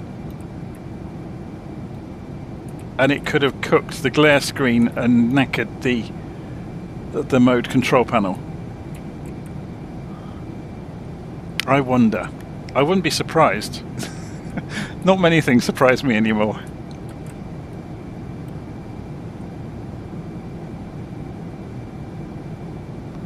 The airplane my dad keeps on and on about, because obviously we grew up near RAF Bryce Norton, which they had the VC-10s there, and the VC-10s had a pig of a navigation system on board. Very advanced for its time, but very labour intensive. I think there's several systems and they are not tied to each other. So yeah, there's a lot of manual input required, and it's probably the same deal. It's inertial navigation and realigning it all the time. But again, there's a very good reason this airplane had several crew, because of that, having to babysit some of the systems. How are we doing? We must be near top of descent, aren't we? Have we already gone through it? Yes, we've just we're late. Okay, let's go and bring this down. 16,000 feet, wasn't it?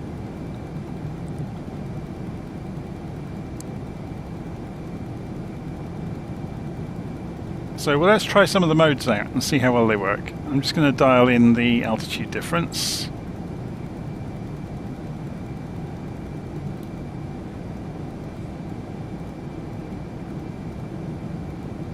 Too busy talking, you see.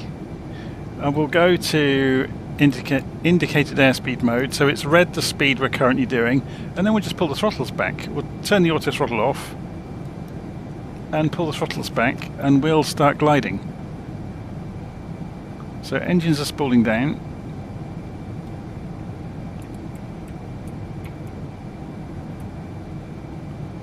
And the altitude is falling off. But then we're going to do this. Open the spoilers, look at it drop. They are massive spoilers, aren't they? Look at the contrail. It's like a fairground ride. And obviously it's noisy inside now because we are shaking the aeroplane to pieces. Look at it dropping. Oh my word. So, there's one of the nice things we can do in Little Nav Map to help us understand where we are, is see this projection. And it's all over the place at the moment. Look, it's... oh, it's having a fit.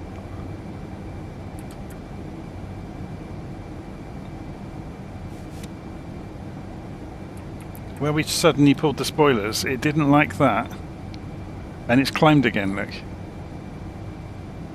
Because of the indicated airspeed. It can't...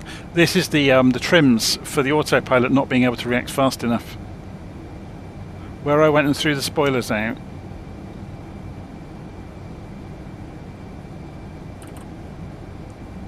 that will get us there on time, look.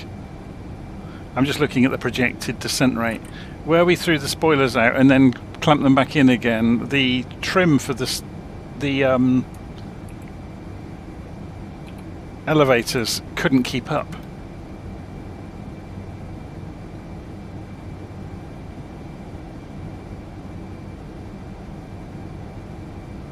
And now it's... yeah, we may have actually hit a bit of a bug there with the aeroplane, to be honest.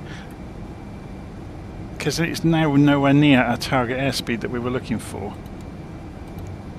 If we did this now, look, and we can't alter that in between, so we have to manually fly it to get it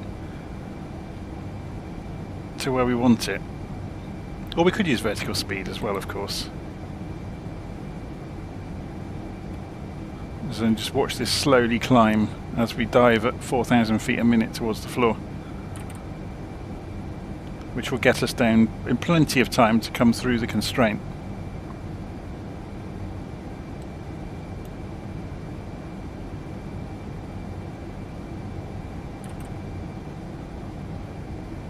God, if only they'd had these things like this in their aeroplane back in the day, hey?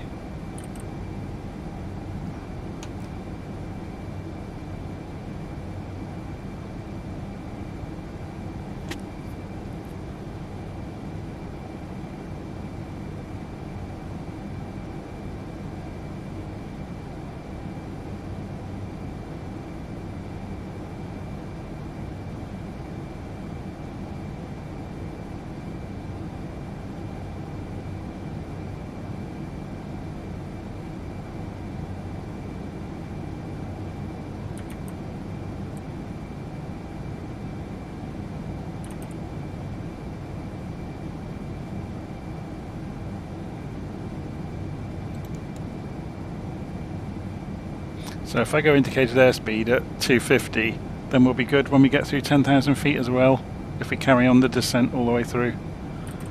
Because we want to anyway, so let's go and take it down to 6,000 feet, and we'll just manage it on the way.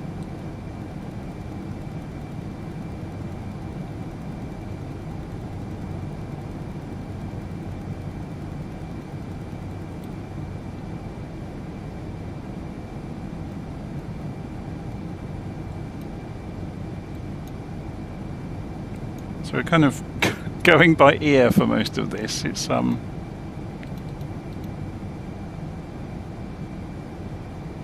interesting. Let's go and have a look at the Navigraph chart. So we're on course.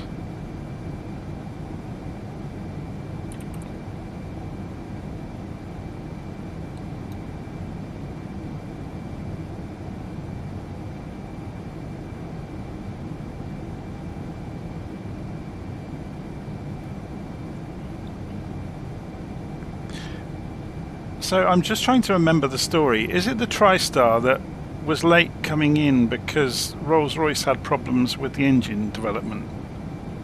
And that kind of nerfed it in terms of it being used by the big airlines. And one of the airlines, or one of the big contracts, went to a different airplane instead because of it.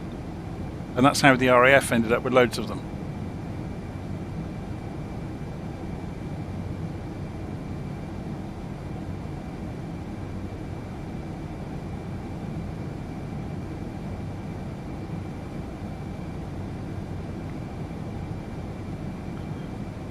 Yeah, I remember reading the story somewhere about it. I wasn't sure if it was the TriStar or not, but yeah, obviously it was.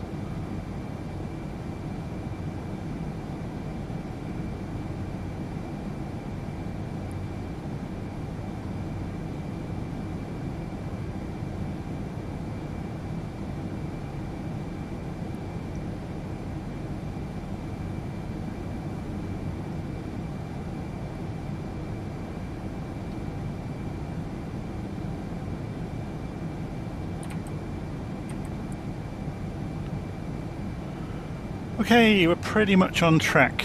So we're doing 250 knots on the nose, descending for 6,000 feet, and just carrying on down really, and following the track. I want to reduce the descent rate in a moment. We'll do that by increasing the power. So we'll just keep an eye on this. When we come through comics, we'll increase the power ever so slightly, which will reduce the descent rate to hold the same speed. Should put the head tracking on. Makes it look a bit more natural, doesn't it?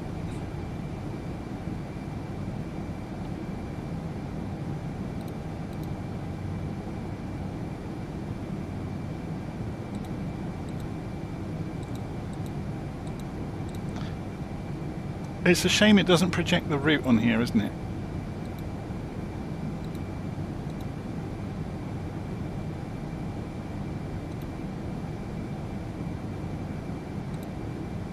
I'm going to turn head tracking off. It's just wandering enough that I can't click on things.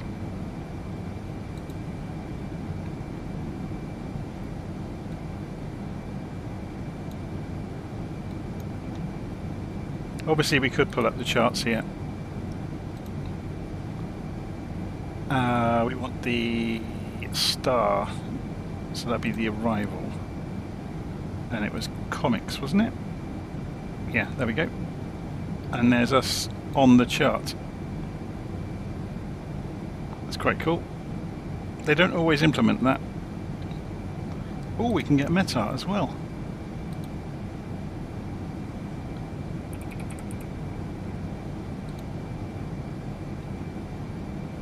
.290, 10 knots, although we've not got live weather. This will be reading the real thing.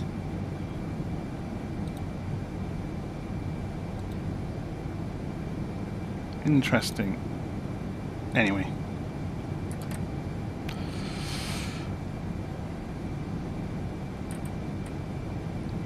Oh, I was going to increase the throttle, wasn't I? There we go.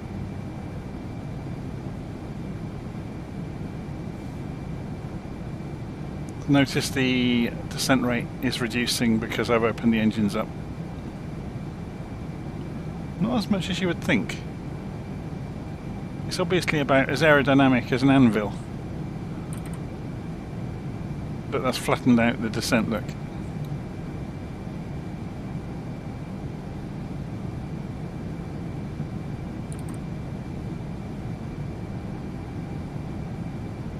Okay, let's go and get the localizer set up, shall we, for the destination.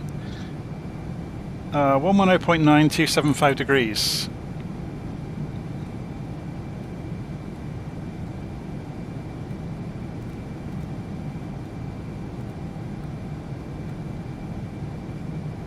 We'll do it both sides.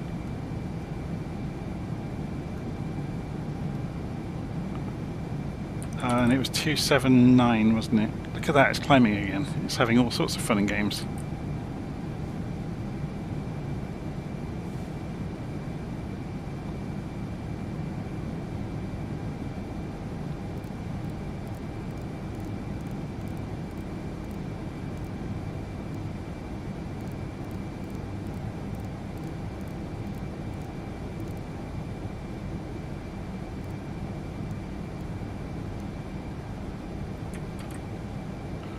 Okay, so when we get closer, or when we turn towards finals, we'll switch over the GPS to VOR, and it should magically show us the right data for the runway, but it will only have localizer.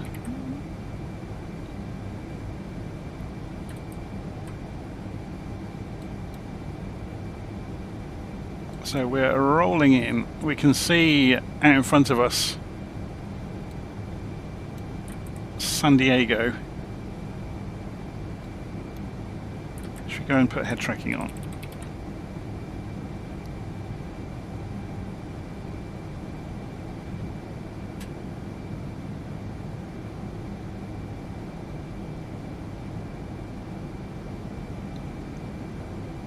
So what's the airfield over here then? It's going to be Miramar. Yeah, with all the hard standing, that's all the military aircraft there, isn't it?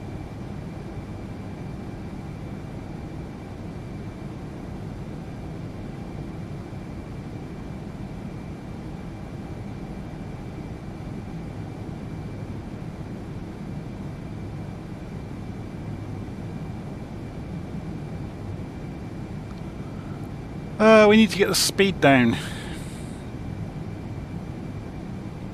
So we'll go vertical speed at the rate we're descending right now, and we'll pull the throttles back, and it should make us slow down. Famous last words. I'm going to go and put the spoilers out. Yeah, speed's coming off now.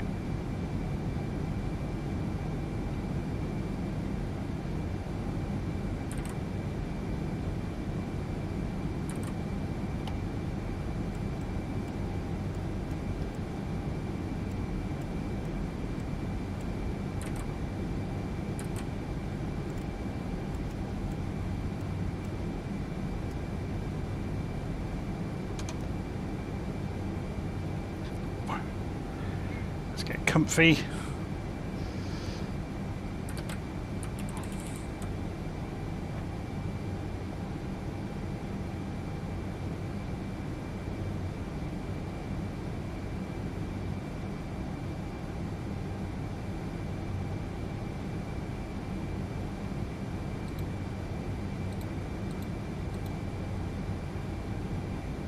Okay, so you're going to see the route come to an end where the vectors are to come back in. And at that point we go to heading hold mode.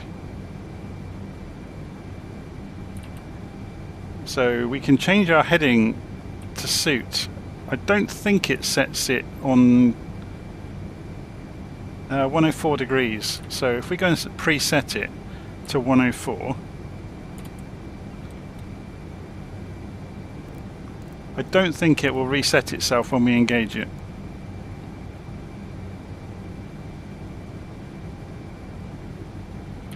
And let's go and have a look at the approach chart. So that's 6,000 feet all the way through, which is what we're at. It's holding, it's coming down to 6,000 now, look. And it's got altitude armed, so it's going to capture the altitude. It's doing it now. And it's winding out the vertical speed. See it? Or he says famous last words, it should wind out the vertical speed. It's got altitude hold on.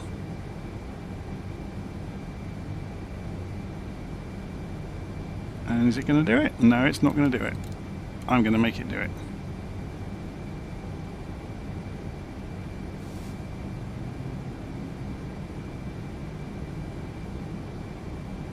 Just giving it a bit more speed.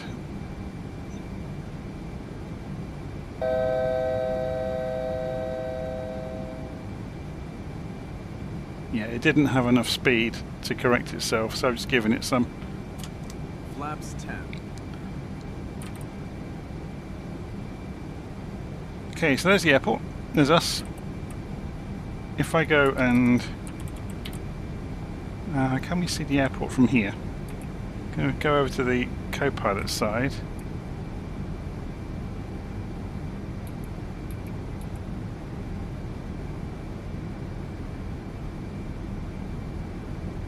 Can't see it. I'm not sure what I'm looking for.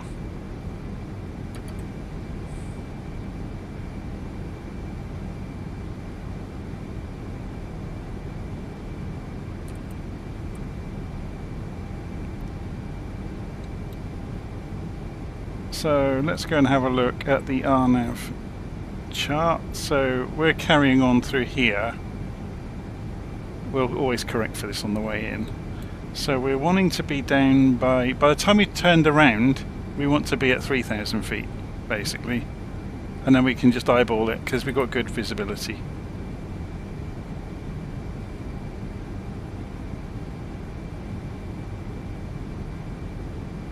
Okay, let's go manual.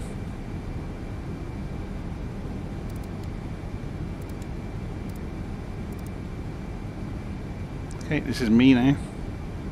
Give the aeroplane a wobble. So we're going to go and switch this over to V-lock, and there we go, look, there's the localizer.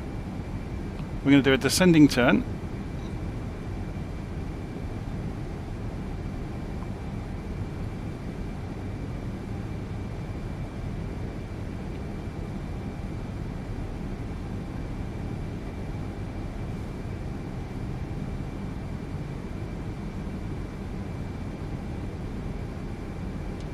Flaps 14.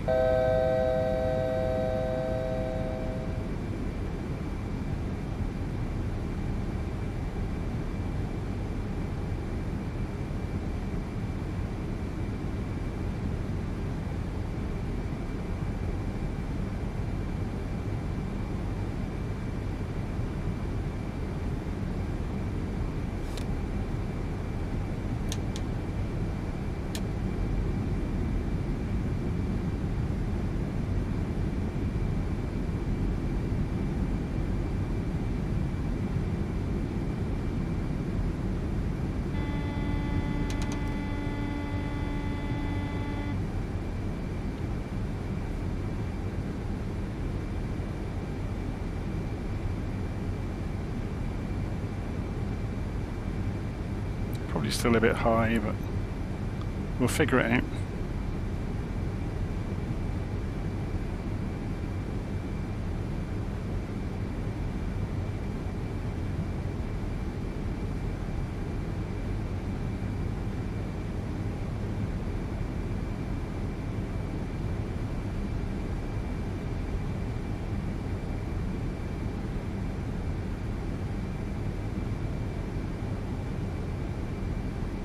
We turned a bit tight, didn't we?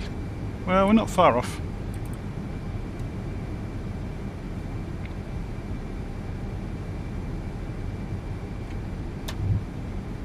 Gear down. We should have had the landing lights on at 10,000 feet, really. Hopefully nobody will tell anybody.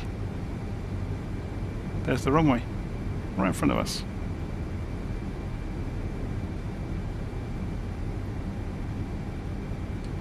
Flaps 18, flaps 22, flaps 33.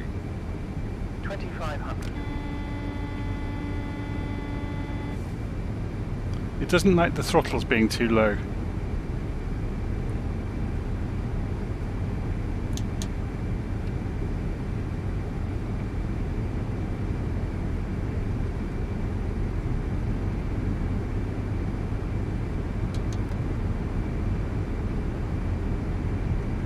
Just keeping an eye on the indicated airspeed, keeping an eye out of the window.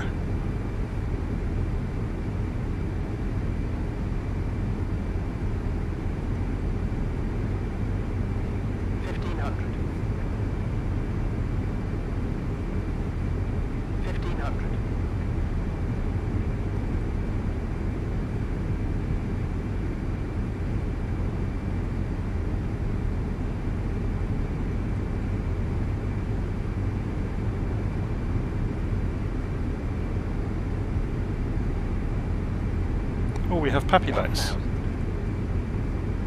Do they work? Descending a bit further into them. We're very close to this hill.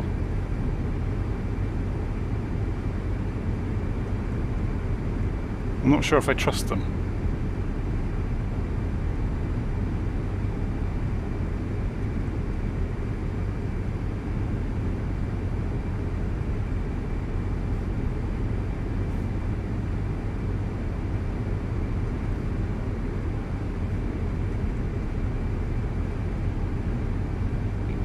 One light.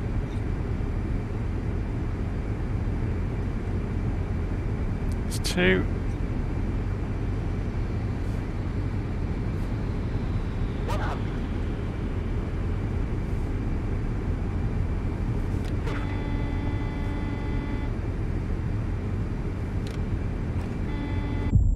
Whoa! What was wrong? The gear was down? I don't understand that. The gear travelled. Hang on a second. Oh, look. It's a 3-position gear and I've only got an Airbus stick. Okay, let's go around and do it again. Flaps 14.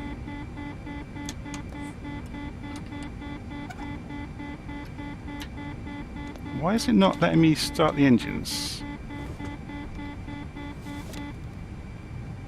Oh, that'll be the trim, won't it? The trim's not correct for takeoff. Flaps 10, flaps 14. Flaps 10. Let's go and do a circuit. Now we know about that. Okay, I need to write that down in the notes to warn people.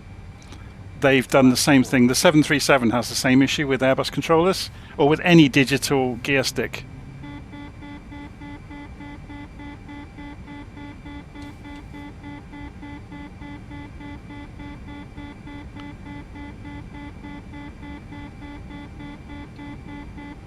Doesn't like it, does it?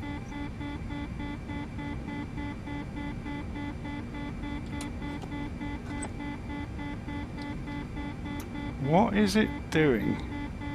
Why do I have no power?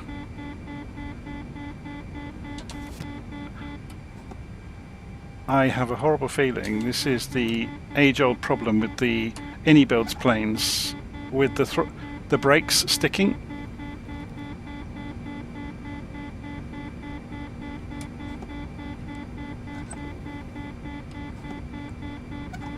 So parking brake is off. And it's stuck. That's a bug. There is a way out of it normally. If you press Shift Z. Yeah. It's a horrible way out of it, but we can fix it that way. So let's try that. Now we know. Look at the gear stick. Gear down. Gear up. Gear down. The stick isn't even moving, look. I think I've just found a bug. And I don't appear to have any... No, the aeroplane's had it. I have no flight controls, which probably means the hydraulics aren't working. Oh no, I have rudder, but no yoke. How weird.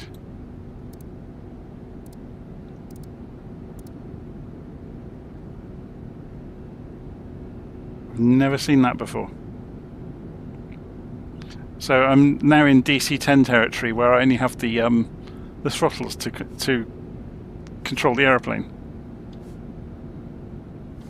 So I can use offset thrust. And no, I can't. Look, it's not going to do it. It's dead. The controls are not... Oh no, I appear to have some control. It's coming to life. Interesting. I have no ailerons.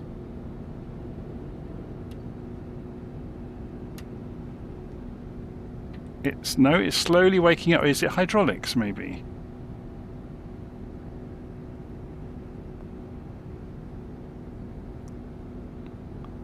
I think I'm going to give this up. There's a bug, isn't there? The fact that it was stuck on the runway and we're about to hit this hillside. Boom. And it didn't blow up. It's the strongest TriStar ever.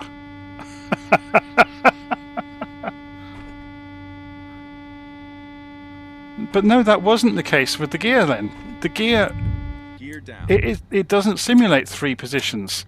The gear didn't come down. Now we extended the gear at about 160 knots. I'm going to go try this again. If I go to main menu, because this will be valuable for other people trying to fly the aeroplane, we'll go and stick it on the ground. It doesn't really matter where, does it? Where were we just then? Kaysan. Let's put it back on the ground, and we'll try the ability to configure the aeroplane for flight. Just wait for the internet to catch up, because this will really be worth knowing if there's a problem with the aeroplane. Now the sim's about to blow up. Bang. I'll reload it. I don't know if anyone else has seen that. It's quite common with the Inibuilds planes that if you do a restart of flight, they blow up and take the sim with them. But yeah, so I think it's going to be interesting to try that again, and because we heard the gear come down.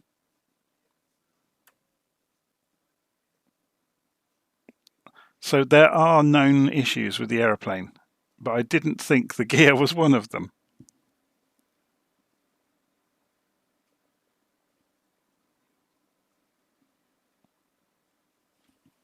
This is what you get for flying on the version 1.0 of an aeroplane, isn't it? Rather than waiting a few weeks.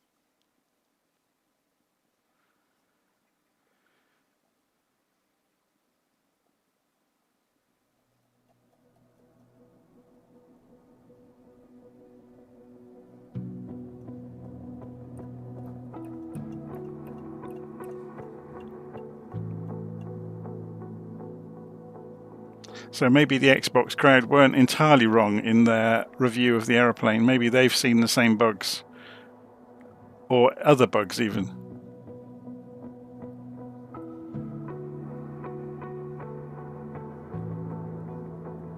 all I'm going to do is spawn on the ground and do a circuit and bring it in again. Or maybe a couple of circuits, just to get a hang of it and to see if there is an issue with the gear. Because the gear definitely came down.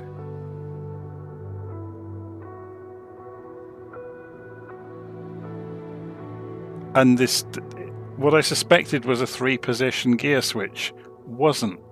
The digital switch was moving it straight past the mid setting.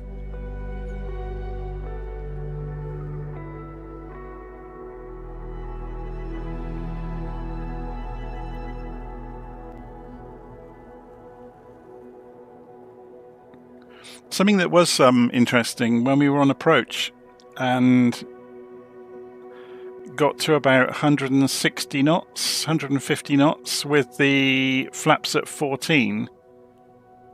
At 10 degrees, it didn't like it. It was getting very nose heavy with 10-degree flaps. I had to go to 14.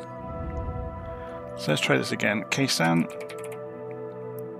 Oh, just for those that are ex-RAF watching, let's go and choose the other livery, shall we? Configure. Let's go and put the RAF livery on it. We could do this at Coningsby, couldn't we? So Royal Air Force, there's one of the RAF liveries. That should take people back a bit. So if we go save and back, and let's go and take this into Coningsby, shall we? It's just that I've got the scenery for Coningsby.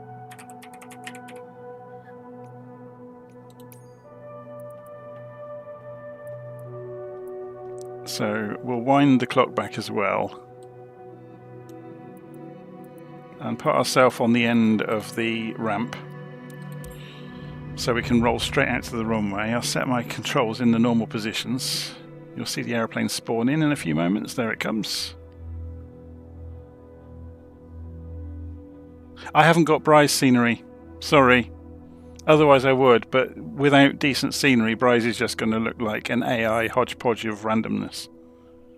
But at least with Coningsby, we get it looking like the real place.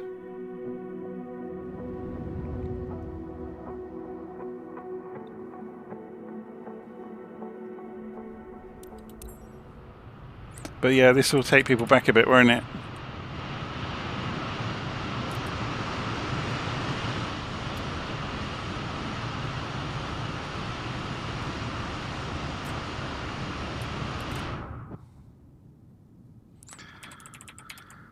Okay, so we're going to try out some of these state functions within it. So we want to go to panel states and we'll say we're ready for takeoff. Oh, we have to actually wait. Okay, but at least it tells you what it's doing.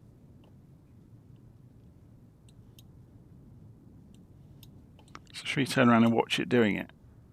So there's the APU. You can see the dial over there. Wonder how long it takes then.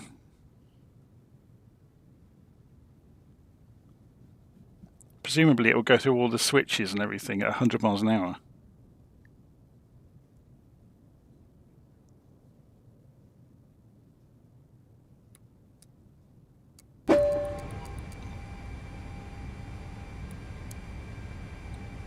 Does this continue to tell you what it's doing? Yep, it's bringing the engines up immediately. So it opened up the bleed air and is firing the engines up faster than you can imagine. So it's coming through 20%. I imagine we'll see everything I was doing. Oh, they've done it before 20%. Okay.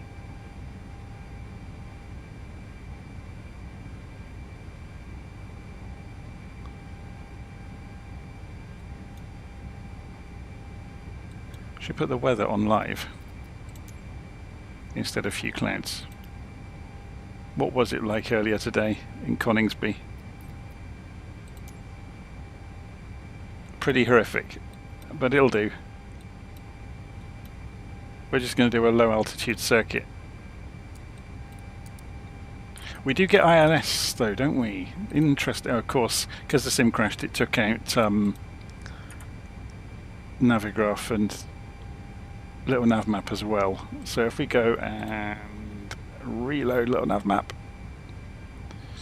and clear out the route. File, new flight plan, no. Yeah, so we can... Oh, we've got the wind perfect as well, look. 11115. So we'll do that while it's busy doing whatever it's doing, getting the engines running. It's on radio. We'll need to go and get this set to CDI VLOC mode, which means then we can use the course of the runway and we can have a play with this. So 253 degrees.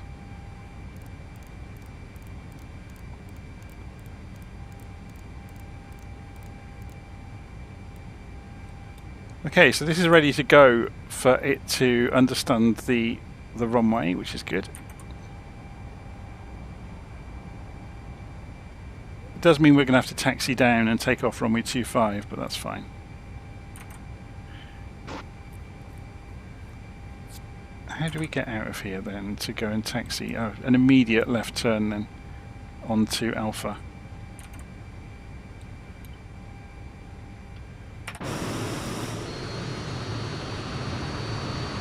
We'll test the turning circle in a moment. We want to go down there. I don't know if we're going to make it without going across the grass, to be honest. What's this busy doing? Waiting for engine 1 to stabilise. So we've got engine 2.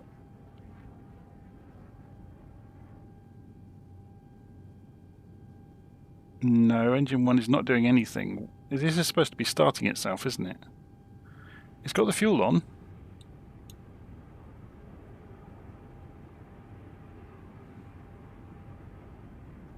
Does it need me to help it?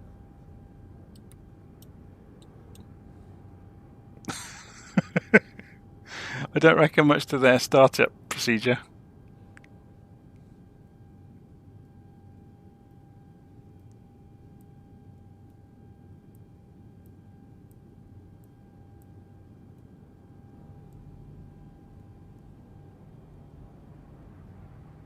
I wonder if me meddling with the radios took over from it being able to do things.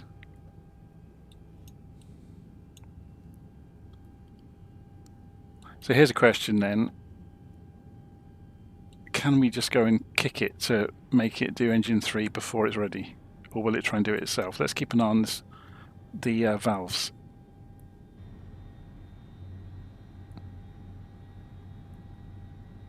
That hasn't popped out. Ah, now it has, look.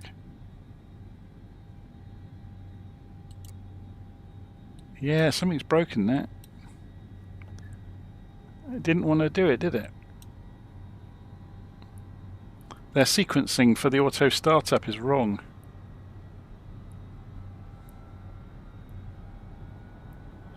We want 10 degrees of flaps. 10.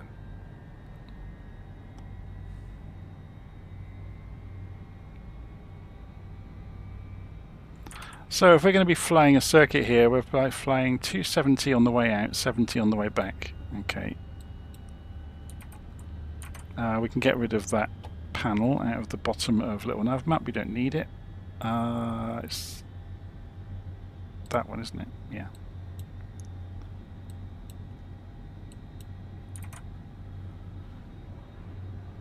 Engine's coming up. Applying panel state, ready for takeoff, completed successfully. Okay, so we can go park and brake off.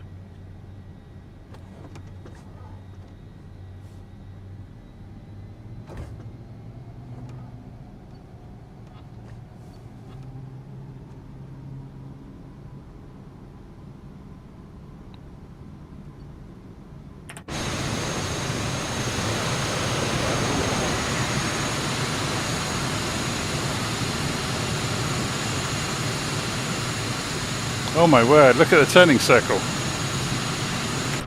That's an incredible turning circle.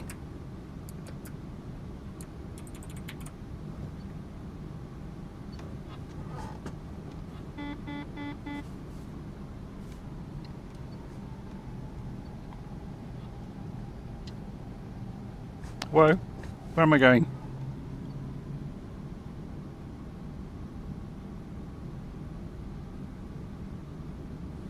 Told you we'd end up on the grass.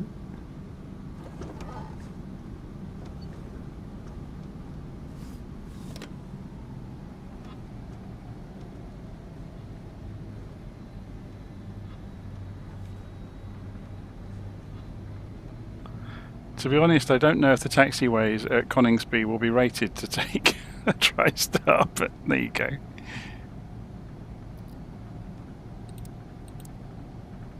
I'm going to put the landing lights and stuff on now. It said it was ready for flight. It's not done any of the external lights.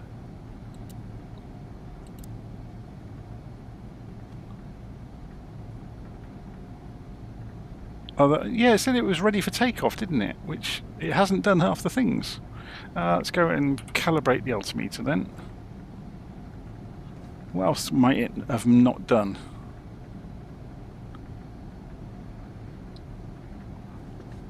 So it's 250, wasn't it, and 70. So if we go and...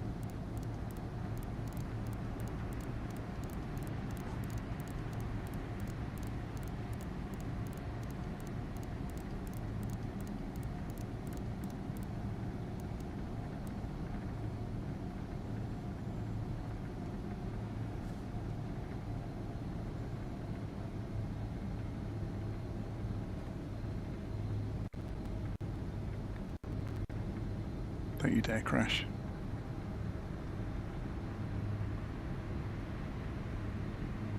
There's a few Eurofighters around. I guess it makes sense with it being Coningsby.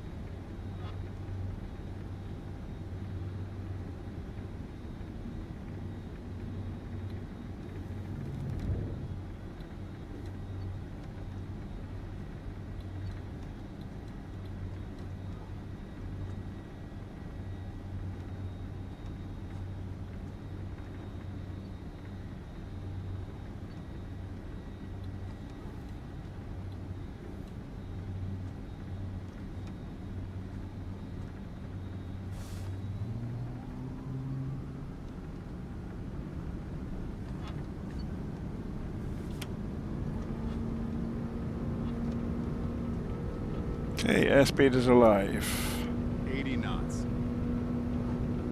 I've guesstimated the trim, so we'll see what happens.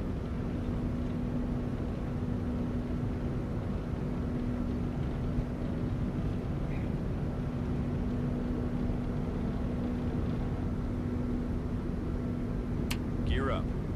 Yeah, it's a digital gear stick, so that makes no sense then.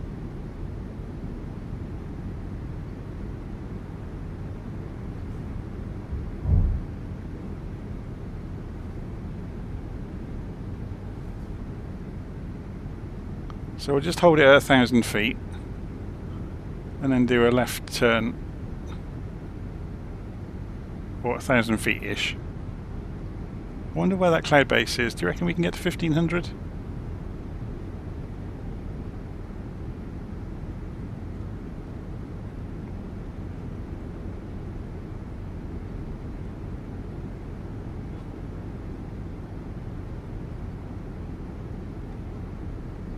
Yeah, apparently we can.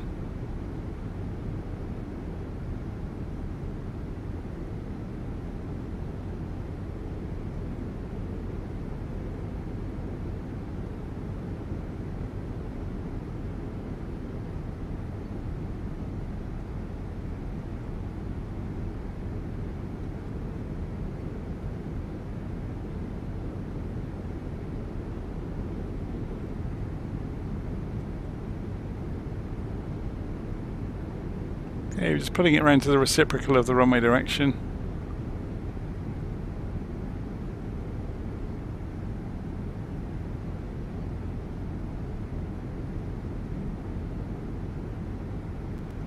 There's the airfield.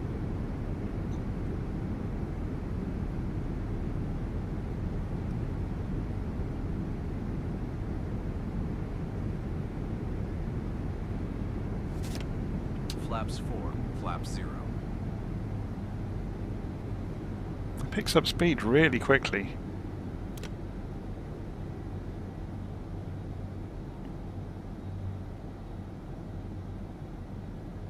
Should we do a bit of an air show approach, maybe?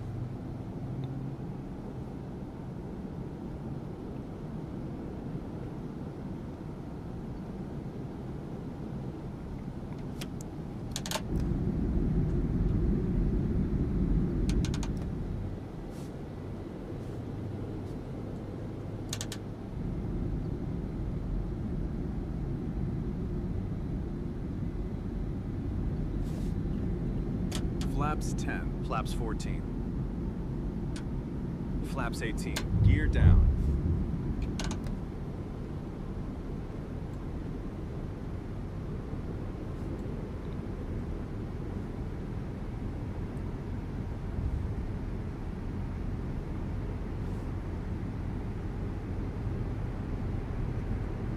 Yeah, so... Oh, look at the gear stick.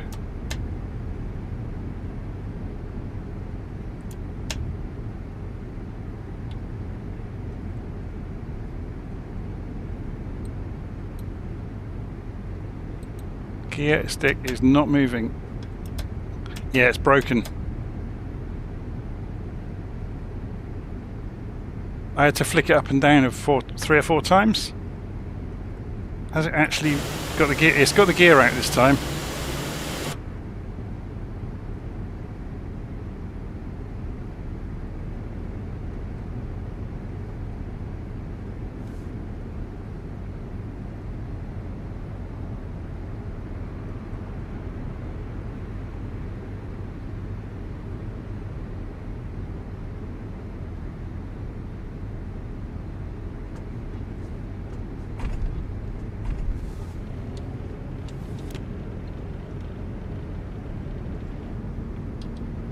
Flaps 4. Gear up. He just put that Eurofighter in the ground, didn't he?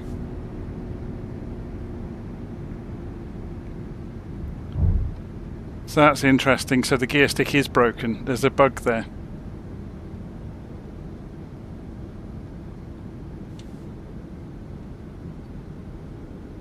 Let's take it back round and do a longer run-in with the ILS working and give ourselves more time to play with the gear stick control. Flap 0.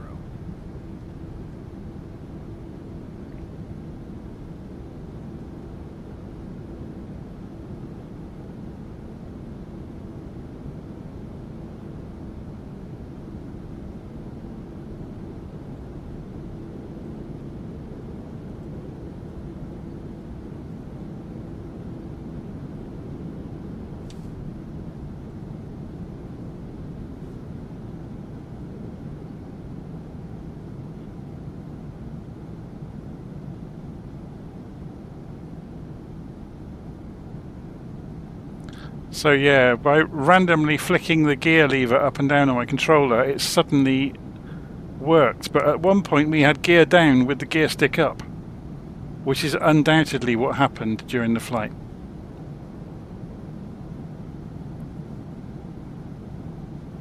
So doing 250 knots. There's the runway disappearing behind us. We'll go a few miles downrange. They didn't put the ME on either.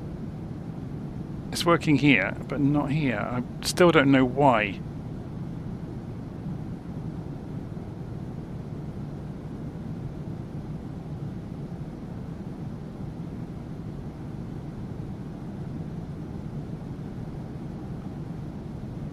Okay, we're at 2,500 feet.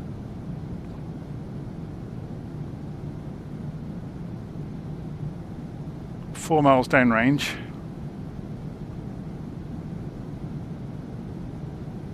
we'll go out to about 8 miles and bring it in on the ILS and have a play. So we're waiting for the glide slope to come up to meet us. If we stay at about 25, so between 25 and 2800 feet, we'll be fine.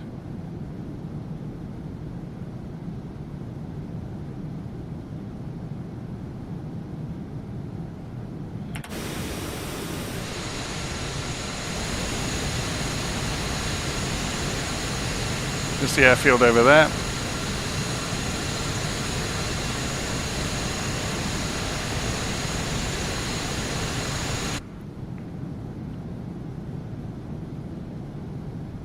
So the glide slope has just come up to meet us, so we're going a little bit fast. So let's turn back towards the airfield, get the speed under control.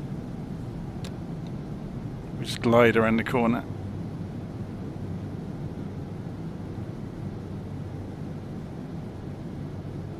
Yep, speed is coming off.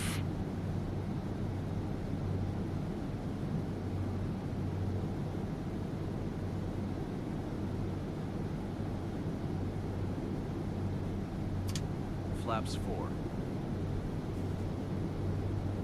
Flaps 10.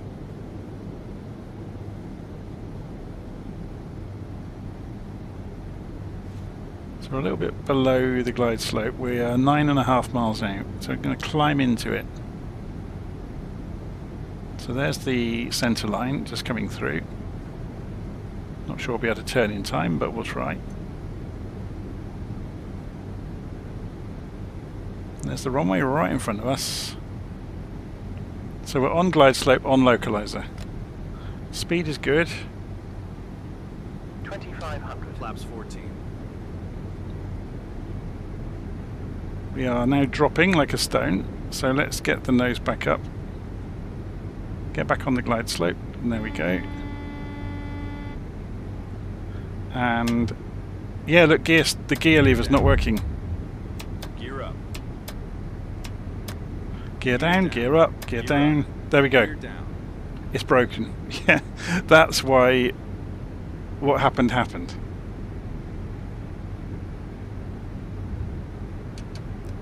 Flaps 33.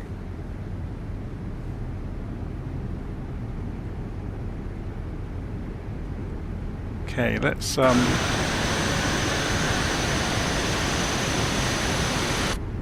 we got company for our run-in.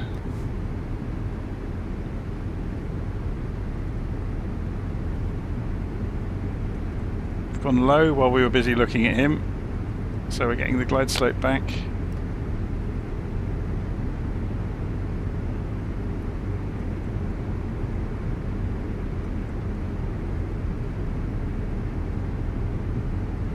So 150 knots seems to be about the minimum. You tend to run out of elevator at 150 knots. Can we still see the Typhoon? 1500. So it's happier at 160 knots by the look of it.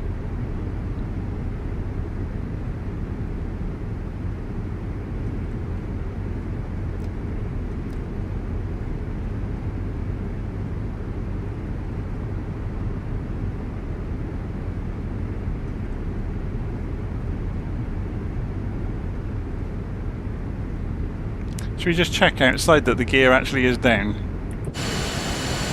Yeah, it is.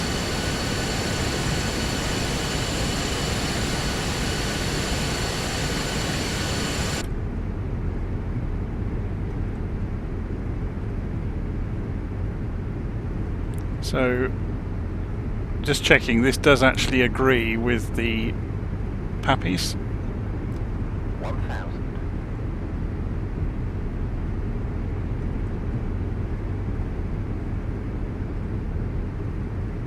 So if we drop back down onto the glide slope, do we get 2 whites and 2 reds at the same time as the glide slope? Yes, we do.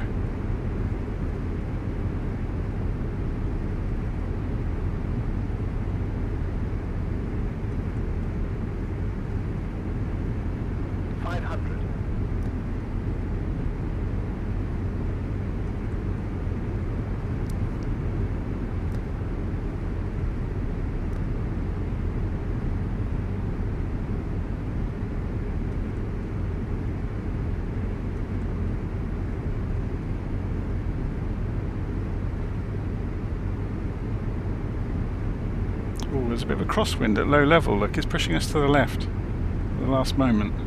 100.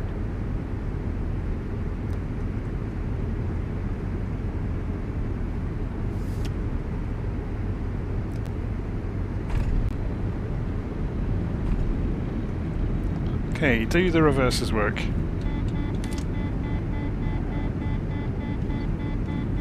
Pretty well.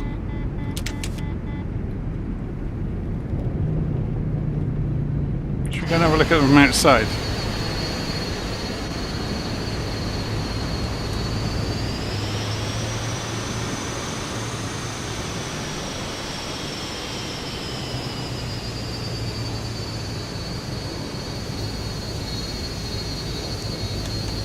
So it does work, but the gear stick is broken. So that needs fixing.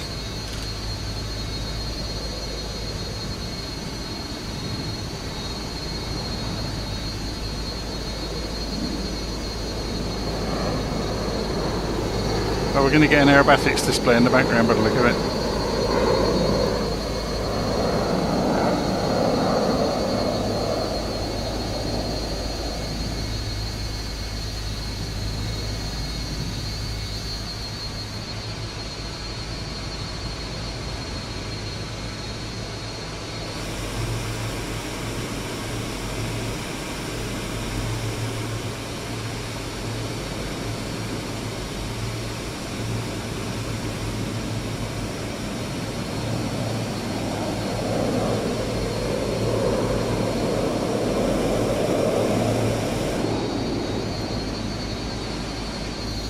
Where's he gone? There he is.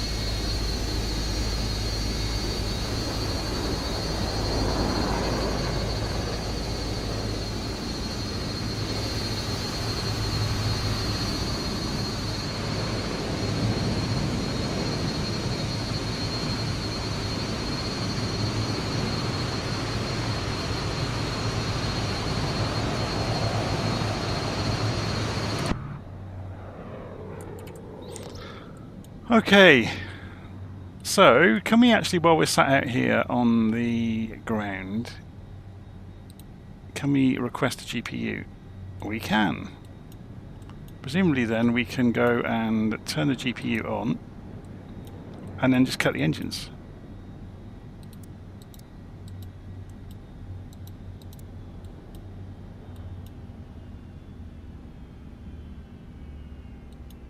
And turn all the lights off, obviously.